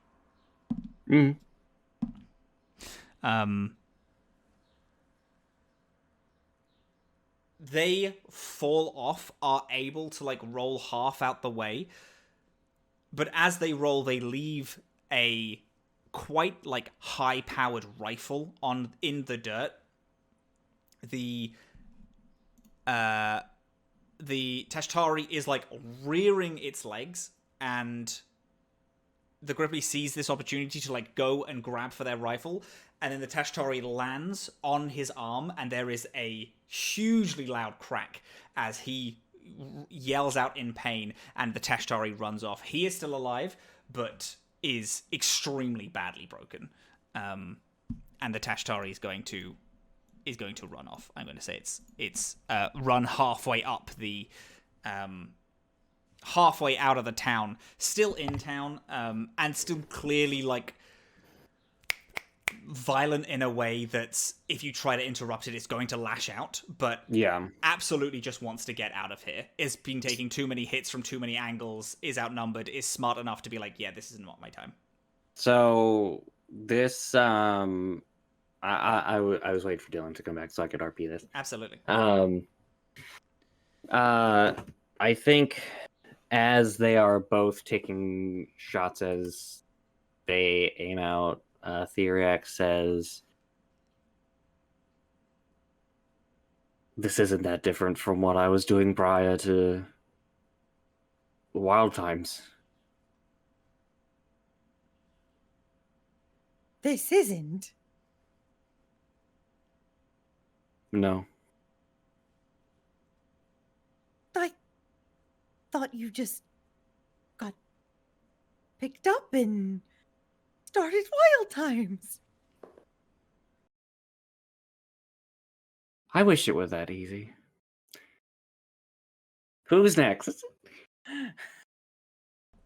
It is the end of the initiative order. We are going back up to the top. But as we do, Poncho back to the trough, looking out. Skye being out in the open. Azam having elevation and not focused. Actually, no. Azam, you know what else? I've stated it now. I'm going to say everyone does. There's this loud crack of thunder that you hear from this far, far distant storm that is raging. Huge, the fiery sandstorm. These lightning cracks are hidden, buffeted by the extremely powerful sandstorm winds that are whipping up around it. As you all look, you see another at least 30 people on lizards charging toward the Nutrino Downs. Elsewhere, in a small mining hut, a dusty rat sits and waits, having hidden most of the town inside of the mines. Scrap waits for these 3 Baron's men to walk in. They do, guns blazing. As they do, Scrap immediately puts up his hands. It's like, hey, whoa, whoa, whoa, whoa, whoa, whoa. No, we're okay. We're all good. We're okay. It's okay. All right. Listen. I don't mean, we don't mean nothing. There's no one here. There's just good people. All right. We don't care about the people. Give us the damn ore. The ore? I already spoke to your boss. I will get you the ore. You spoke to the Baron about this? The Baron, no. I spoke to Wendy about it. I don't know a Wendy. Wendy's nut's gonna fit in your mouth. Pulls out a gun. Fires 3 times. Executes 2 of them. There is this silence after the 3 guns have been fired. 3 shots have been fired. Holsters the revolver. And there, one of the people, a almost elven-looking person, these sharp ears, this mullet of mopped brown hair covered with this cowboy hat, gurgles and coughs, and is clearly still alive. Scrap sighs. I'm so sorry, buddy. I haven't done this in a real long time. I got you right in the chest there. I do apologize, but looking at you, I think you're gonna live. You'll be fine. Scrap grabs a nearby rag, stepping over the 2 other dead bodies, their heads over the floor, pushes a old oiled rag into this bullet wound that's in their chest. You're a bit taller than I'm used to shooting. I think the recoil on this gun is a little bad. Keep pressure on that, you'll be fine. Scrap goes to walk out, and then there's this... You ain't gonna win. There are almost 100 of us riding to this town. Like, yeah. We know there's a lot of you, but we'll be fine. Thank you very much for your input. And when we take over this town, we're gonna fucking kill and execute all of you. And then the Baron is gonna take that fucking blue-haired bitch and is gonna throw her off the train. At this, Scrap halfway out the door stops and turns back around. What's your name, buddy? Like, fuck you. I'm trying to help you. What's your name? My name's Kano. Does that name mean anything to you, Kano? I just don't fuck... Does your name mean anything? Play with me here. My mama used to say that it was long life. That's funny. Hey, where I'm from, in my home,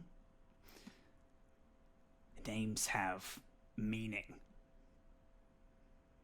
They have importance about who you are and what you're willing to do to survive. My name is Scrap. Scrap Yard, officially. That blue-haired bitch that you call, her name's Skyscraper.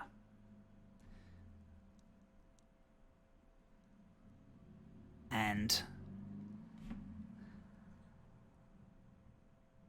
the only reason that your head is not completely caved in from that little comment is because of something that she did for me about a year ago now.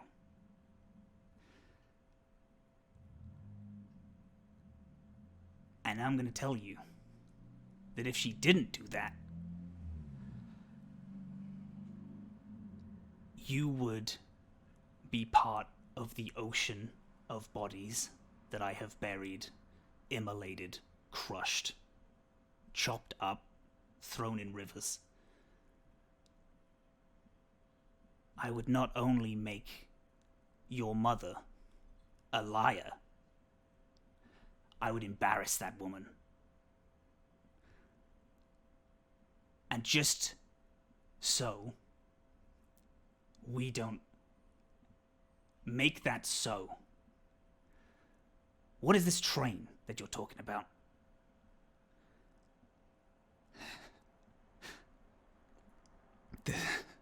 This train. The Baron just wants us to meet it. Take the ore from this town and then fix up the train. He's already leaving the station. It's too late for you. You're going to be distracted here, not able to catch up to him. Where is this train? Moving back to the town, seeing these people ride up. Everyone's radios turn on. Hey, the Baron, the guy that's orchestrating all this, he's riding out on a train at the minute. He apparently is going to be long gone in an hour. We will not be able to catch up to him. I don't know what the plan is. We can stay here and fight and just hope that this doesn't happen again. Poncho, this is all down to you. You can choose. We can either go for the Baron right now and try to cut this off at the source, or we can stay here. Poncho grabs his comm device. It's not in his ear because his ears are too cute and large to hold the comm piece in it. It's like right underneath his little poncho. He speaks into it and says, We're into this now. We're gonna take the fight to him. If we don't, he'll come back in a week or a month. The only way to get rid of a snake, cut off its head. Right you are. I'll bring the truck around. We'll meet me at the town hall. We'll get on and we'll ride out to the train. And then, it's top of the round. Does that mean we get our 20? You get your 20. However, 6 more peons arrive surrounding the town at the top of the round. You now get, and again, this is a choice of everyone, you get one of the 3 moves that you can use. You can pick. You can pick either open fire, you can drop a barrel to anyone within 5 foot of any building, or you can decide to heal someone. Leaving? I think this is time. We're open fire. Have everybody come out. Yeah, I think like right here. Try and catch these 3 newcomers. Yeah? Which one? The ones from the... The ones the coming from the left. west. Okay. That's what I was gonna say. Also, that we take out the ones that are coming from the sides. Beautiful.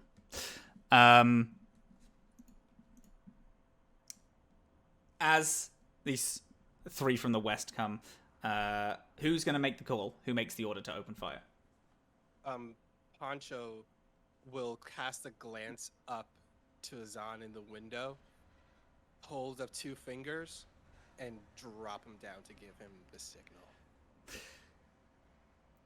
A few of the townsfolk, the Mr. and Mrs. from the haberdashery, the owner of the inn, Flair and Keelan all spot this signal, and there is this huge hail of bullets firing from all angles to these 3 people. Each of them are going to make a reflex check.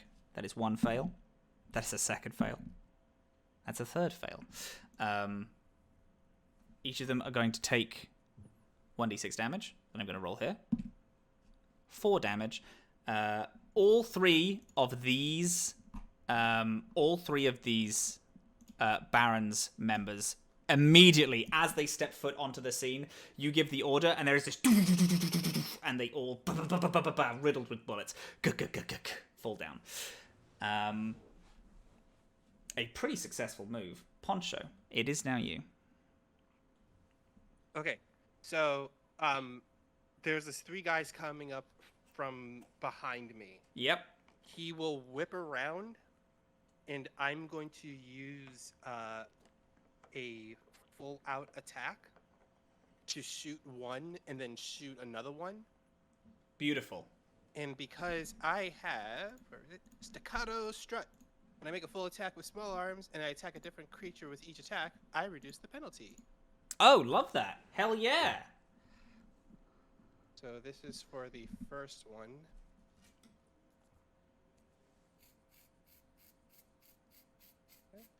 That is an 18. Perfect. And the second one to hit, that's -4, but it's actually -3. Ooh, okay. That is a 19. Perfect. Both of those hit. Okay, so that is 1d8 for the first one. So that's a 9 on the first one, and 11 on the second one. Bam, bam. Both of them go down. And like after he takes out those 2, he speaks into the comms.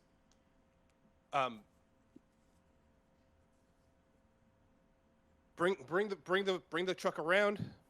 I'll follow y'all on horseback. Well, on Thistlebrush. What about the 5 that I have in the general store?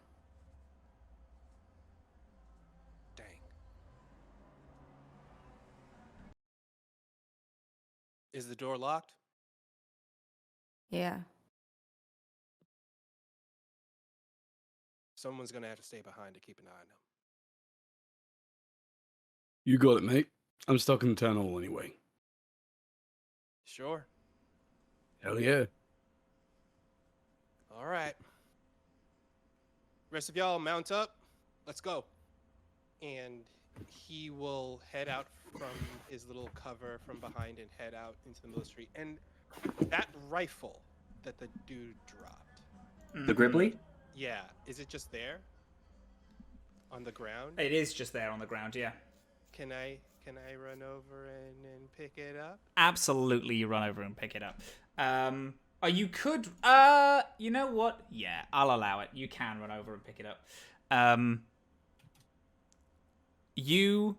As you run over, the Gripply, who is still alive, coughing and choking and still trying to grab for it with his one good arm, gets a hand on it as soon as you get a hand on it. And is a small cough as you're easily able to wrangle it from them.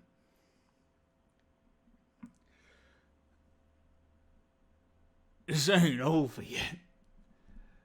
The Baron is stronger than any of us.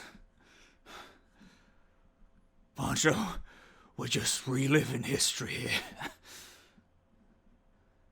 Poncho looks down at the Gripply. Yeah, we can relive history. But you gotta understand this. Every sentient being out there in the world, they have the right to rewrite history. And I'm gonna give you a choice. And he pulls out his pistol and points it at him. Drop your belt. Drop your weapons. And run out into that desert. And don't look back. Or I could end this history for you right now. And your story will be written. And not a single dang person is going to remember who you are.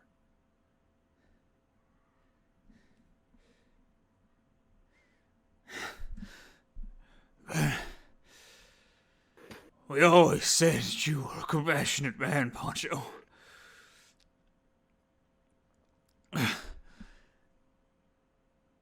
Puts his hand on his belt and fumbly unbuckles it.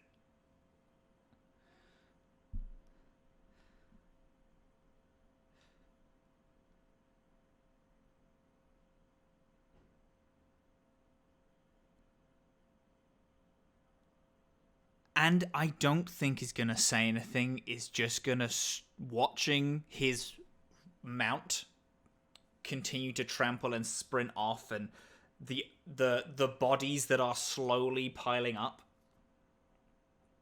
And this gun pointed at him. You can tell that amongst everything else is truly just a coward. And throws his belt to the side. Have it. They're useless to me now anyway. And is gonna stumble up and immediately try and duck behind some barrels and then sneak out of this firefight. He has a moment where he watches the guy sneak away. He levels the gun at them as they're walking away. But then twirls it, puts it away, picks up the rifle, and lets him go.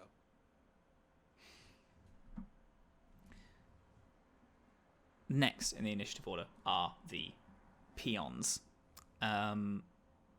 The one that is left that has come in from the north, Poncho, you 1-2'd the other two people that they came with, is going to make a small morale. Does make it, stealing themselves, pulls out a rifle and I think is going to go for a shot at you, Poncho. I'll as use my quick draw reflex. Nice, perfect. This is a contested reflex then, as they make a shot at you. Please give me a reflex. I got a 19 on the dice, so that's a 20. Let's go. Pointing your gun at the Gripply commander as they like walk off, you hear. It's some form of spidey sense. There is someone who aims a gun at you like 60, 70 foot away. Do you turn with the rifle that you've just picked up, or do you point with the pistol? The first thing that turns is his cute little, like, his gigantic cute ears. One just turns instantly right in that direction, and he takes the rifle and bam, fires. Roll me some damage. Oh, what's the rifle? The rifle will be. I'm just going to send it to you right now. Upon seeing it, you rather having it in your hands, it's weighed quite heavy at the front, and you see that there is a small grenade launcher in the at the front of this gun, so you can also fire a grenade. It's loaded with 2 at the minute. It's there. I've just sent it to you in the Poncho chat. So it's what looks like a simple laser rifle that has had this like grenade launcher like grafted onto the bottom of it, and it has 2 loaded. Okay, so that is 9 points of damage. Your ear twitch, hearing this like click of a rifle, turn, fire, and they go immediately. They go and they fall down. He shakes his head because, you know, honor without combat right there. And he heads bouncing over to where Thistlebrush is at. These 2 that are hiding underneath the building that Aig is on top of, spotting Aig, are both going to open fire. Aig has full cover, so you have a slightly larger AC boost, however, not good enough because that is a natural 20 when it comes on one of them. And the second one fires, and that is a 1921. That's a 21. Certainly, of course, that's beautiful. There's this small, like, you are poking your head over, and as you duck under, there is this of rifle fire from under you. Can you remind me real quick which one you take damage from first, stamina or health? Stamina first. Okay, thank you. That is 15 stamina. Okay. As these 2 people point up, and okay. The one that Azam didn't grab is going to look back at toward their friend, see that they're not there, and is going to step foot inside of the building. I've got my back pressed against the other side of the door. He's not very strong. He's going to try and open it as you have your back pressed to it. Fails dramatically. That's like a 4. No roll needed from you. Is like pushing it open and hey, Billy! Billy, did you get in here? Billy, did you shut the door behind you, Billy? Since he has no idea what's on the other side of the door. Believes that his friend has just walked in and just locked the door behind him.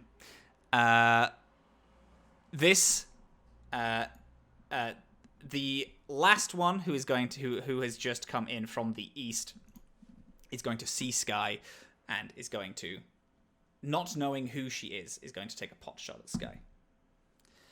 That's an 18 to your EAC, Skye. Does that hit? I'm gonna assume it does. Yeah, it's 12. So yeah. Yeah, perfect. That is 5 damage to you, as he is going to open fire at you. And you just said stamina first, right? Just stamina first. Okay. From the general store, smoke billows from the broken window, and these now numerous bullet holes that are appearing as people fearfully shoot around, not knowing where they are. I'm going to give an intelligence check to them as a whole to see if they can find their way toward the door. Esther, you can hear from inside a muffled, "Boys, get your damn act together. We're fine. Stop shooting.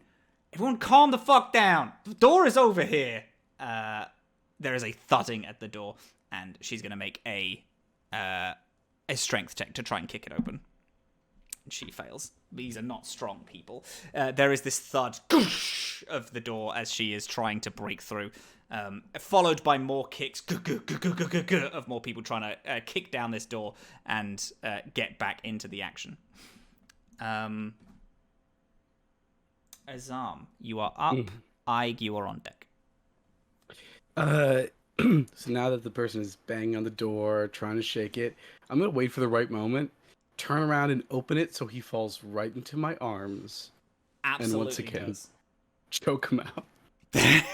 roll me a strength. Roll me a strength. I'm gonna roll it in conjunction. 21. Fuck, 19. Shit. I was like, yeah, I got it.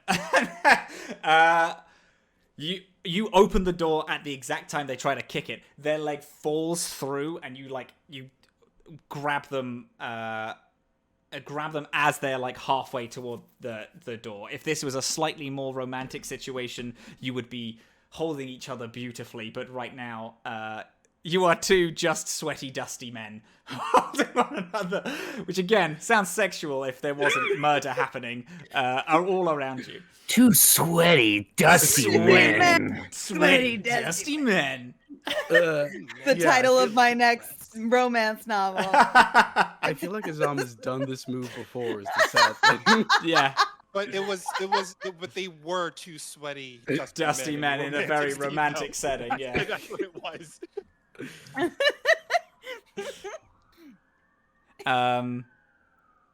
So, roll me damage first. Ready?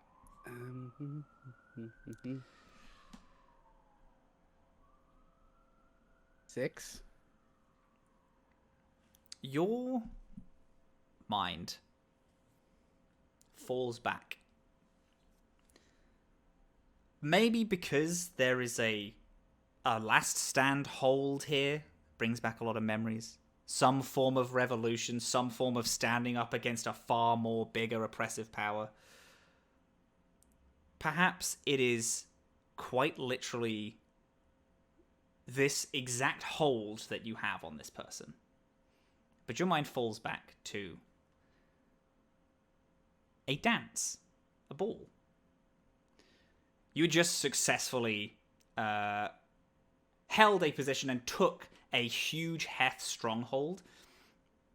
People are celebrating, dancing, there's music going on. And you are there with a shorter than you, blue-flamed young man who you know is everything. You dance softly, and when the music picks up, dance a little faster. And then you dip him in a way that he says, you know, if we were in a more compromising position, you could kill me right now. And you know I never would. As you bend yourself to kiss him, it snaps back to this moment, almost the exact same pose with this other person in a move where, if you wanted, you could kill him. I simply knock him out. Thwack. A heavy punch to him. Immediately makes him pass out, dropping him to the ground. And then I'm going to head out so I can, I guess, meet with Skye. Stepping out, you see Skye. You see these two lizards. You see the action that's going on. You also get a clearer view of the people storming toward Nutrino Downs. They're a little bit far away, but they are racing. Ike, it is you. Okay. The map is still accurate, right? The map is still accurate. Can I ask you a question, Poncho? In our time preparing for this, would Poncho have maybe told me stories about past fights with this group of ne'er-do-wells? Oh, Would maybe very- Poncho have told me some of their previous kills and things like that? Poncho would have 100% relayed any kind of information. If they asked, he would have been more than happy to talk about it, yeah. Okay. So then I, having just taken 2 shots grazing by her cheeks, well,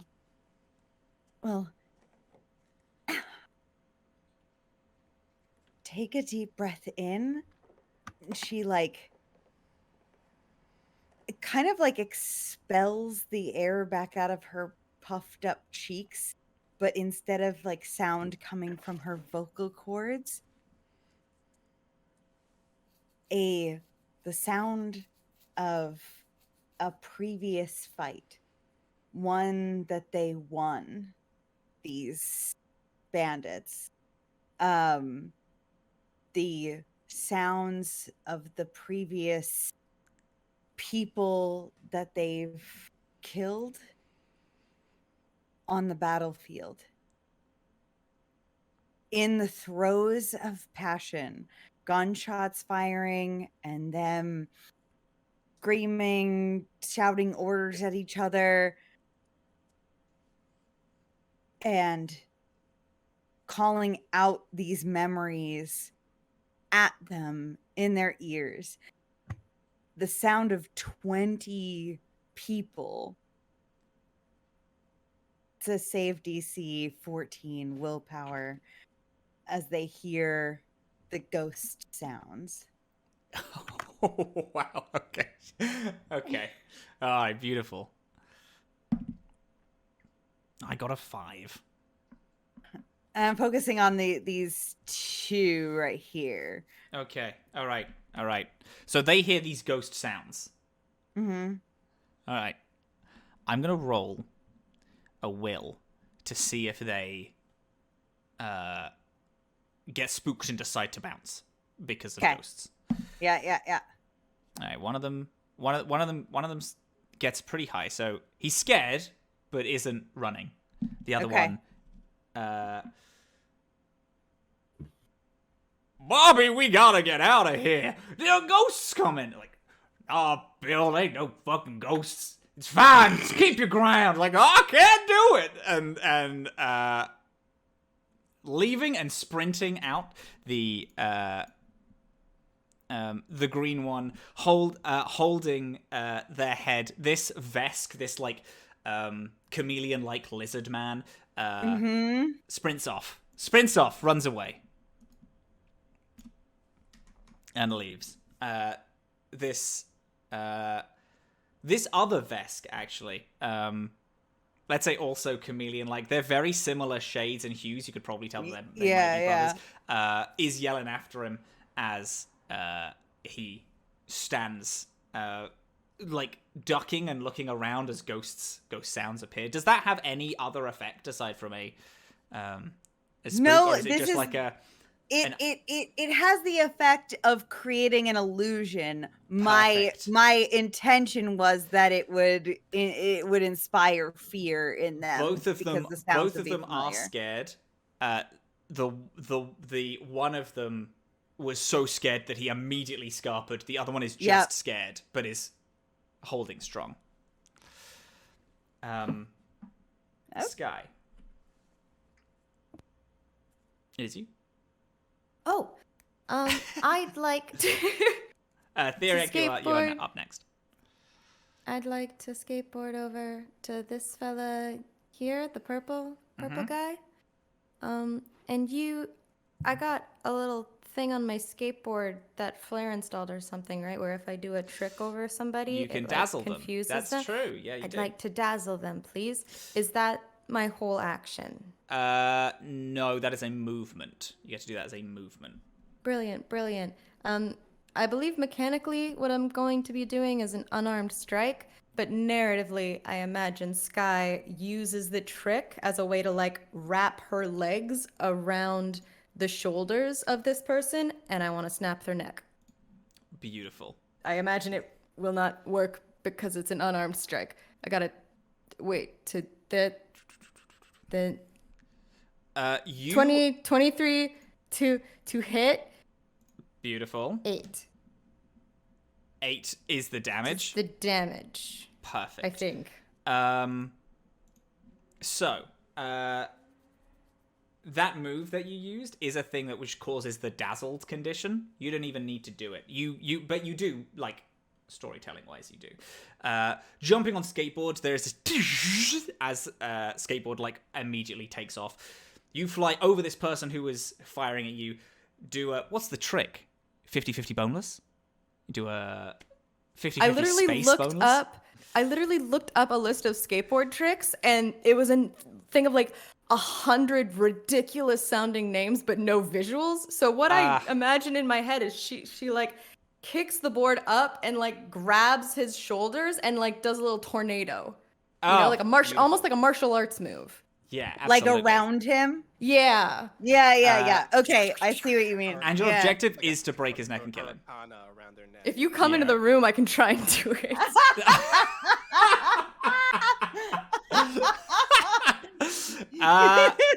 Content. All right, fine. Okay. No, you don't actually have to. I'm just saying. It'd be funny though. You do this like twister move. There is this loud like crack as this person falls down in this like whirlwind of sand and goes down. Did I actually kill him? You did, yeah. It looked sick as fuck. I think I'm the only one who saw that. Yeah. Azam's like, Right. so like if you turn back to Azam, it's just like chef's kiss. There is I actually... don't turn back to Azam. I'm very focused on the mission right now. Azam and Skye both hear this, but I imagine Azam's the only one to react. From the town hall, there is this woo, and you see Flair. They're like leg up, poking slightly out of the window with a sniper rifle and like taking pot shots at the people very far away as they also saw you do it. Okie dokie. Theoria. Oh, am I done? Or could I shout? Could I shout a thing? Sure, absolutely. Never mind. I'll shout. shout. Never mind. That'll be next. Never mind. No, do it now. Do it now. No, Do it now. it's not. I was gonna go up to like the window or something, and just yell into. Is it Astrid or Esther? Because I think we've said both. So it's Estrid. It's spelled Astrid, but with an Estrid. E instead of an A. Okay, I just wanted to go up to the window and shout, Estrid, I know that you're confused and you're scared, but you have to believe that I'm doing this for you because I really needed somebody to do it for me.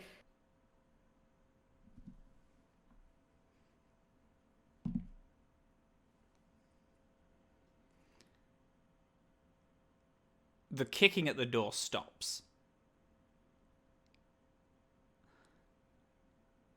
You can't see what's in the room. It is filled with smoke. But the kicking at the door stops. Theriac, it is your turn. To clarify, are we trying to get out of Dodge yet? Or are we still... Scrap is driving a truck Okay. to here. Actually, for clarification, just to be upfront, it is at the end of the round that he will arrive. It is right now. Like, you can see... I can see Scrap. the truck. Yeah, you can see the truck. I also won't have people, like, have to clamber on. He is just going to pick people up and then drive off. Okay. Yeah, so don't worry about spending any turns or movements. Would it be excessive to take these lizard guys? Or do they belong to... Both of them have riders. Oh. There is someone on them, but... Oh, okay. I tell you what. If you give me a full action, we can see if we can hit the riders off. Because I do have an AC to shoot the riders off of the things. Alright. Yeah? Just Sure. two attacks. You need to beat EAC of 14 for both. 14. Okay, so I have a plus... I have a +7 to my Needler pistol attack, -4 for full action. That means I would need to get 11 or higher, so it's kind of 50-50. Because meets it beats it, right? Meets it beats it. That's a 13 and a nat 20. Oh, let's fucking go! Theriac, who in another life... Tell you what. Let's go back. WallE times isn't a thing yet. You've just arrived on a dune. One of our first missions. The resort of WallE times exists, but it's purely a domicile for hyper-rich of Saga to come and relax. The idea of a park is no one even. That's completely not in anyone's mind. You are there is the hotel and there is the rest of the planet. That's it. You are but a trainee who has been sent to execute a group of animals that they want to build housing where these large multi-limb buffalo-esque creatures are. They excrete this like quite powerful poison when touched and can shed their fur to grow incredibly small. They do it to run away as like a panic move. Their hide is incredibly thick. You are with who is at the time Mr. Wild, but not co-founder Mr. Wild. You see these two creatures.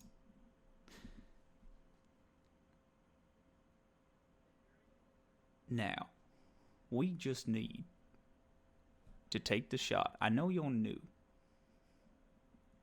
but all you need is to breathe and squeeze the trigger. You've shot a gun before, right? I can't even say I've seen one before today. Well, it's a damn good time to learn. He hands you this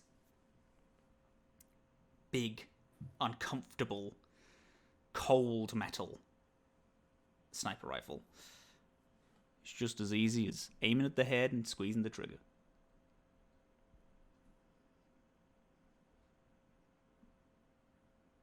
Theriac has to like completely reorient themselves in order to just merely wield this enormous hunting rifle. And they say, where I am from, we know of the 4 elements that make up everything in the universe. It's a religion called Photo, as they like aim the barrel of the rifle towards these buffalo creatures.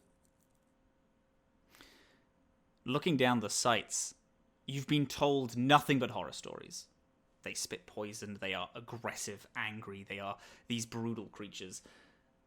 Can trample easily like 5-10 men if they know where you are.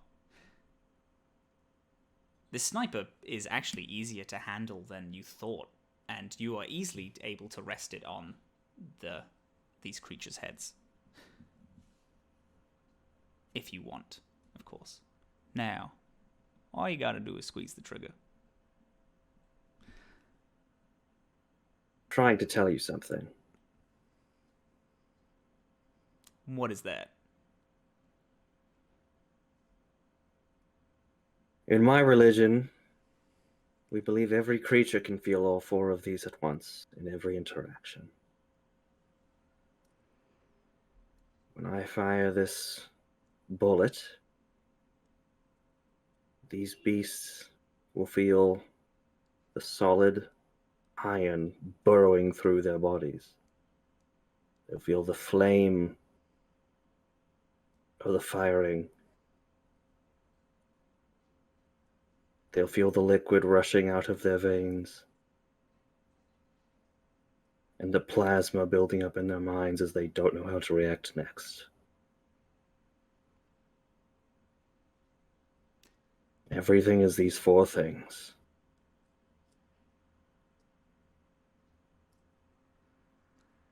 Theriac breathes in and fires. And it is a thunderous shot, and it feels like lightning, like these buffalo were smited by a god. Did you aim for the head? Is the buffaloes gone? I think Theriac would have aimed for their craniums. Yeah.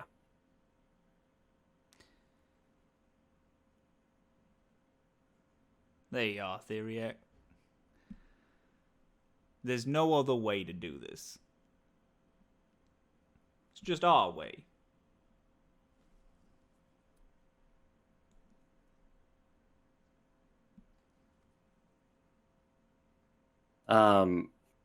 Hands the rifle, kind of shoves it in Wild's face. It says,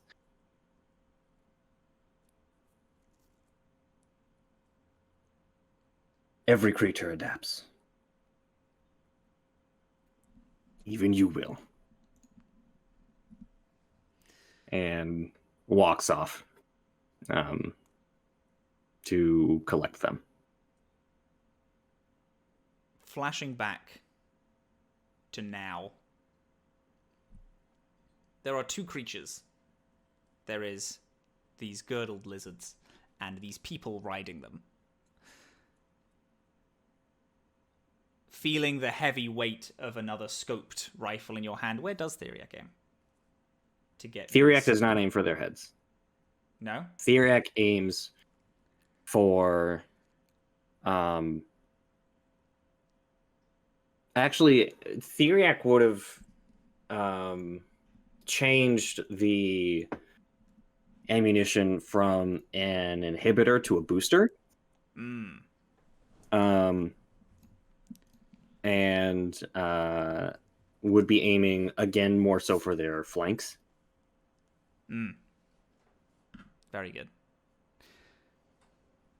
It feels like a lifetime ago. So much has changed since then.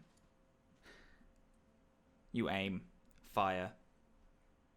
You feel these lizards get this boost of strength, and they buck back from this powerful hit, and the two riders fall off, unable to keep on to the bucking of these lizards. They, not being scared from these shots, just bound a little forward,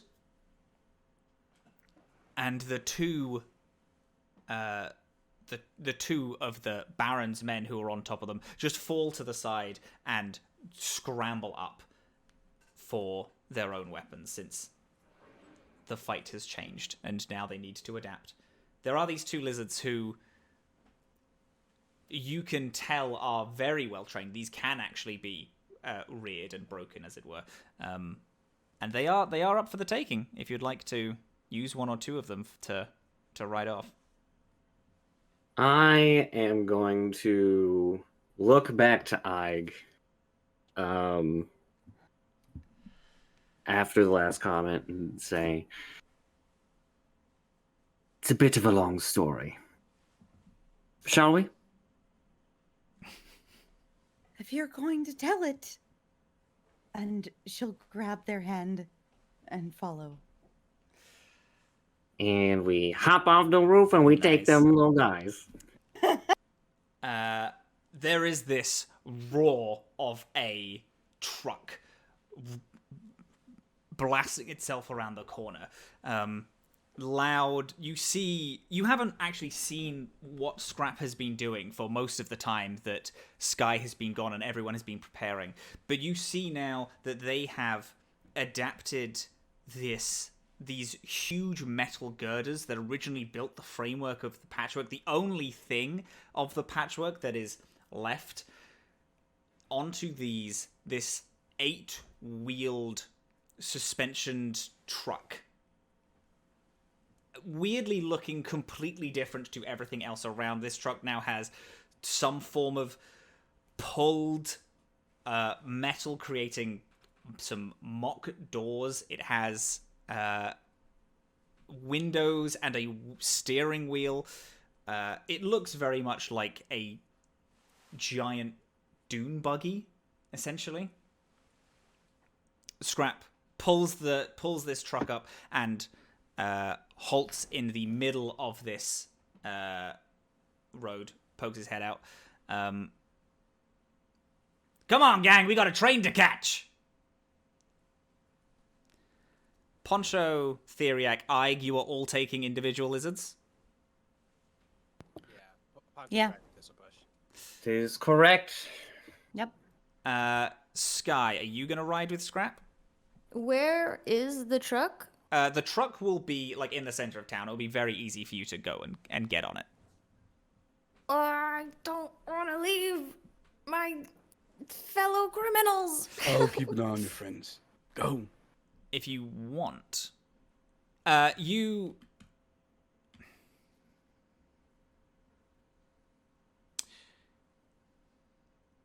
head in, like, next to the window after saying this. You hear a... Esther, come on, we gotta get it open. And there is this slight break in the smoke. And you see and hear, mainly, as the door begins rattling again, but you see Esther on the other side of the window. What do you mean, get me out? The sheriff's to you. Just hear him out. He's not gonna hurt you. He'll let you leave. Just listen to what he's gonna say. I ain't a betting woman, but this town ain't gonna last. I'm on the side that wins, honey.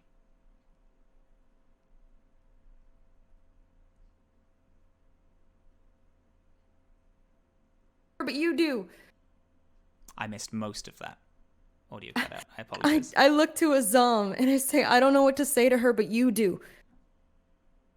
I rush on up to the door. I'm gonna start to run for the truck. I know you don't know me, but I know you. I know of you, and most importantly, I know everything you're capable of. But there's a time in which you've got to decide, what are you fighting for? Because it can't be just another paycheck. You can't die for another paycheck, and I can kill you. Walk away. That's all you have to do. Give me a diplomacy roll. Sure. Okay. Let me double check what my expertise is right now. Right, 1d6. 28.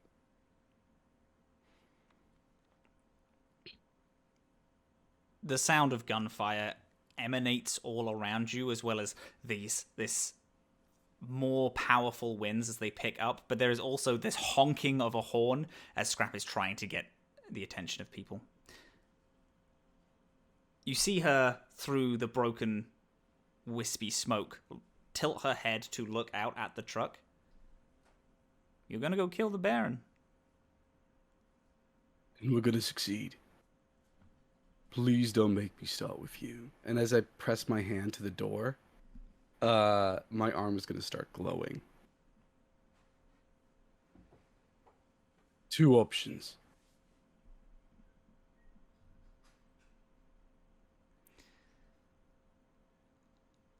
I do have something to fight for. I always have. And that is me.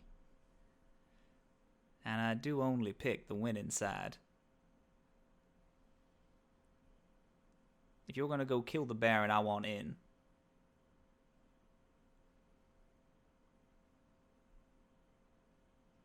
Can I sense motive? I want to see if Yeah, go she's for it. telling the truth. Absolutely. That is not as good as usual, but that's okay. 15. She is not lying. She is almost 100% of the time in it for herself. You can tell. And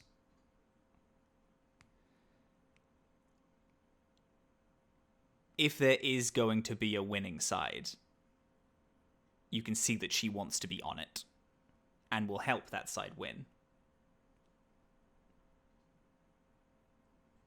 I kick open the door, but my arm is still splayed out. Rest of you? I'm good to walk away. I'll walk away. Get to walking.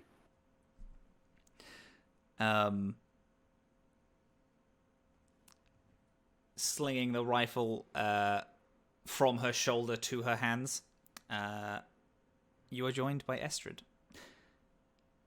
So, you gonna go to the truck? I suppose the situation's done, so yeah. Poncho. You get to Thistlebrush. There is there are these 2 human men that have hold of Thistlebrush's reins and are wrestling with it, trying to take it out of the stable. You run up. I imagine you immediately pop a shot at one of them. I pop a shot, but the first one is just up in the air to shake them, to get them to stop what they're doing. They both of them look to you, but only one lets go of the reins. The other one is pulled forward slightly. This one that lets go goes for their rifle and pulls it out. They are incredibly quick. Quicker than you have seen most people be able to pull a gun. You go to fire, but as you click the trigger, there is this shk of an empty chamber. They turn this gun to you. Just before they click, there is another gunshot that rings out, and then their head falls down. Turning to see where this gunshot is, you see just sand dunes and slight broken ruins. You hear the other person let go of Thistlebrush. Thistlebrush rears and kicks. They go to pull their gun, and then again another, and then they fall down. Out behind a broken barrel and piece of stone, a tall Velka, a almost white wolf humanoid, comes out, small little cowboy hat, and you see, Poncho, your wife, Oksana. She steps out. I'll leave you for 2 weeks, and you go get my town shot up. Now, darling, you know I didn't mean to get the town shot up while you were gone or anything. It was just Baron came into town. You know, I don't have to fight back. He's damn Baron this and Baron that. Where you off to? I'm gonna go catch a train. Is that a ticket for 2 people? If you'd like to come along, I would love the company. I'd love to catch up with my best little man. Hops over to her and like hops up, gives her a kiss on the cheek. This very very buff, tall, white wolf humanoid picks you up, gives you a big old kiss. You haven't seen her in a few weeks. She left just before the Patchwork arrived, about a week before, and is just now arriving back. She had business in another town. Used to be the barmaid, but now has like picked up other like small mercenary work just to make some money. I think she was visiting family at this time, actually. I think you said she was visiting family. Family at this time. She puts you down, and you go grab Thistlebrush. She hops on back and gives you the little hug, the little cutch at the back, as she grips on tight. You ride off. As you do Theriac, you also ride to meet up Poncho, Thistlebrush. You join Theriac. Skye, you're on the truck. I'm running for the truck. You're running but for the truck? My speed's only 30. That's fine. No, you get on the truck. That's grand. Okay. Jumping on the truck, Azam, you join, closely followed by Estrid, who like very casually leaps onto the back of this like small pickup truck-esque area. Onto our truck? Onto your truck. No. You're not coming with us. Well, She wants to take down the Baron. I mean, you said you were going to save me. And how are you going to save me if I ain't here with you? Oh.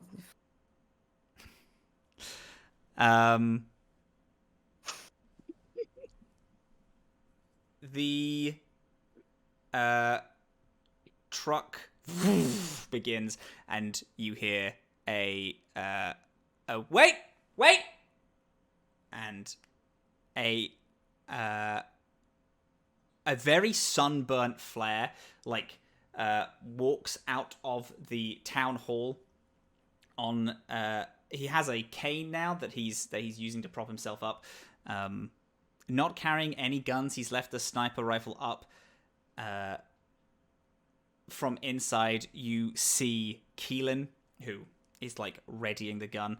He goes, "Are you sure about this?" Hey, listen, it's a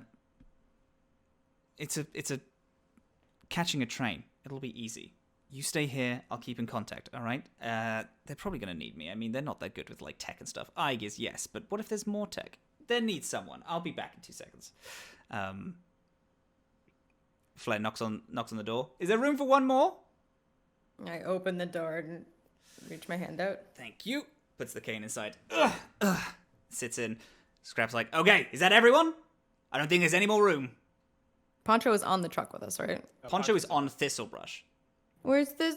I want to say bye to Poncho. You are all, like, Scrap pulls the car around, and it is Theriac on a lizard, Ig on a lizard, Poncho and Oksana his wife, who no one else has seen before, on a lizard. You all kind of rear around this small, in this small like clearing, just on the outside of town.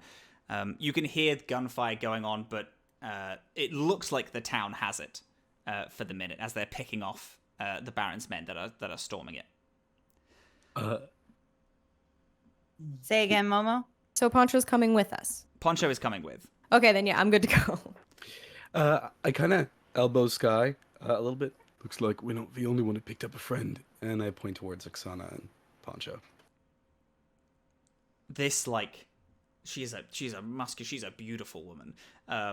Very like dusty and like that classic kind of cowgirl aesthetic.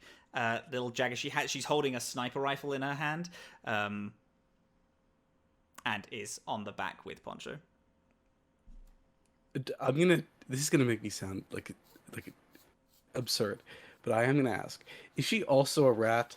I just need to check. No, she is a Velka. She's a wolf humanoid. So What? she looks similar to Keelan.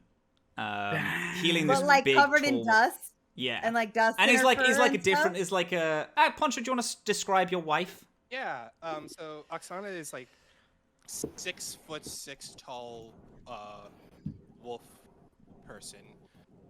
She has snow white fur that is just looks like that no matter how many times she's washed it, the dust has never left it. Like maybe at one time it was pure white fur, but not anymore. She is wearing, pretty much just Wild West clothes, has a cowboy hat on top of their head, and they have this sniper rifle that looks like it was custom made for her use. And she dwarfs Poncho in she's like they're the basic tall, small kind of couple. Yeah, absolutely. Scrap rolls down the window. It's like clearly a struggle. It's a manual window. He's like forcing it down. Sticks his head out. All right, Sheriff, we ready to go? All right, let's ride, y'all. And he cracks the reins and takes off. There is this as the truck starts. Ike, Theorek, both of you whip the lizards, and you all are bounding along, and you take off toward the Baron's train. And we're gonna leave it there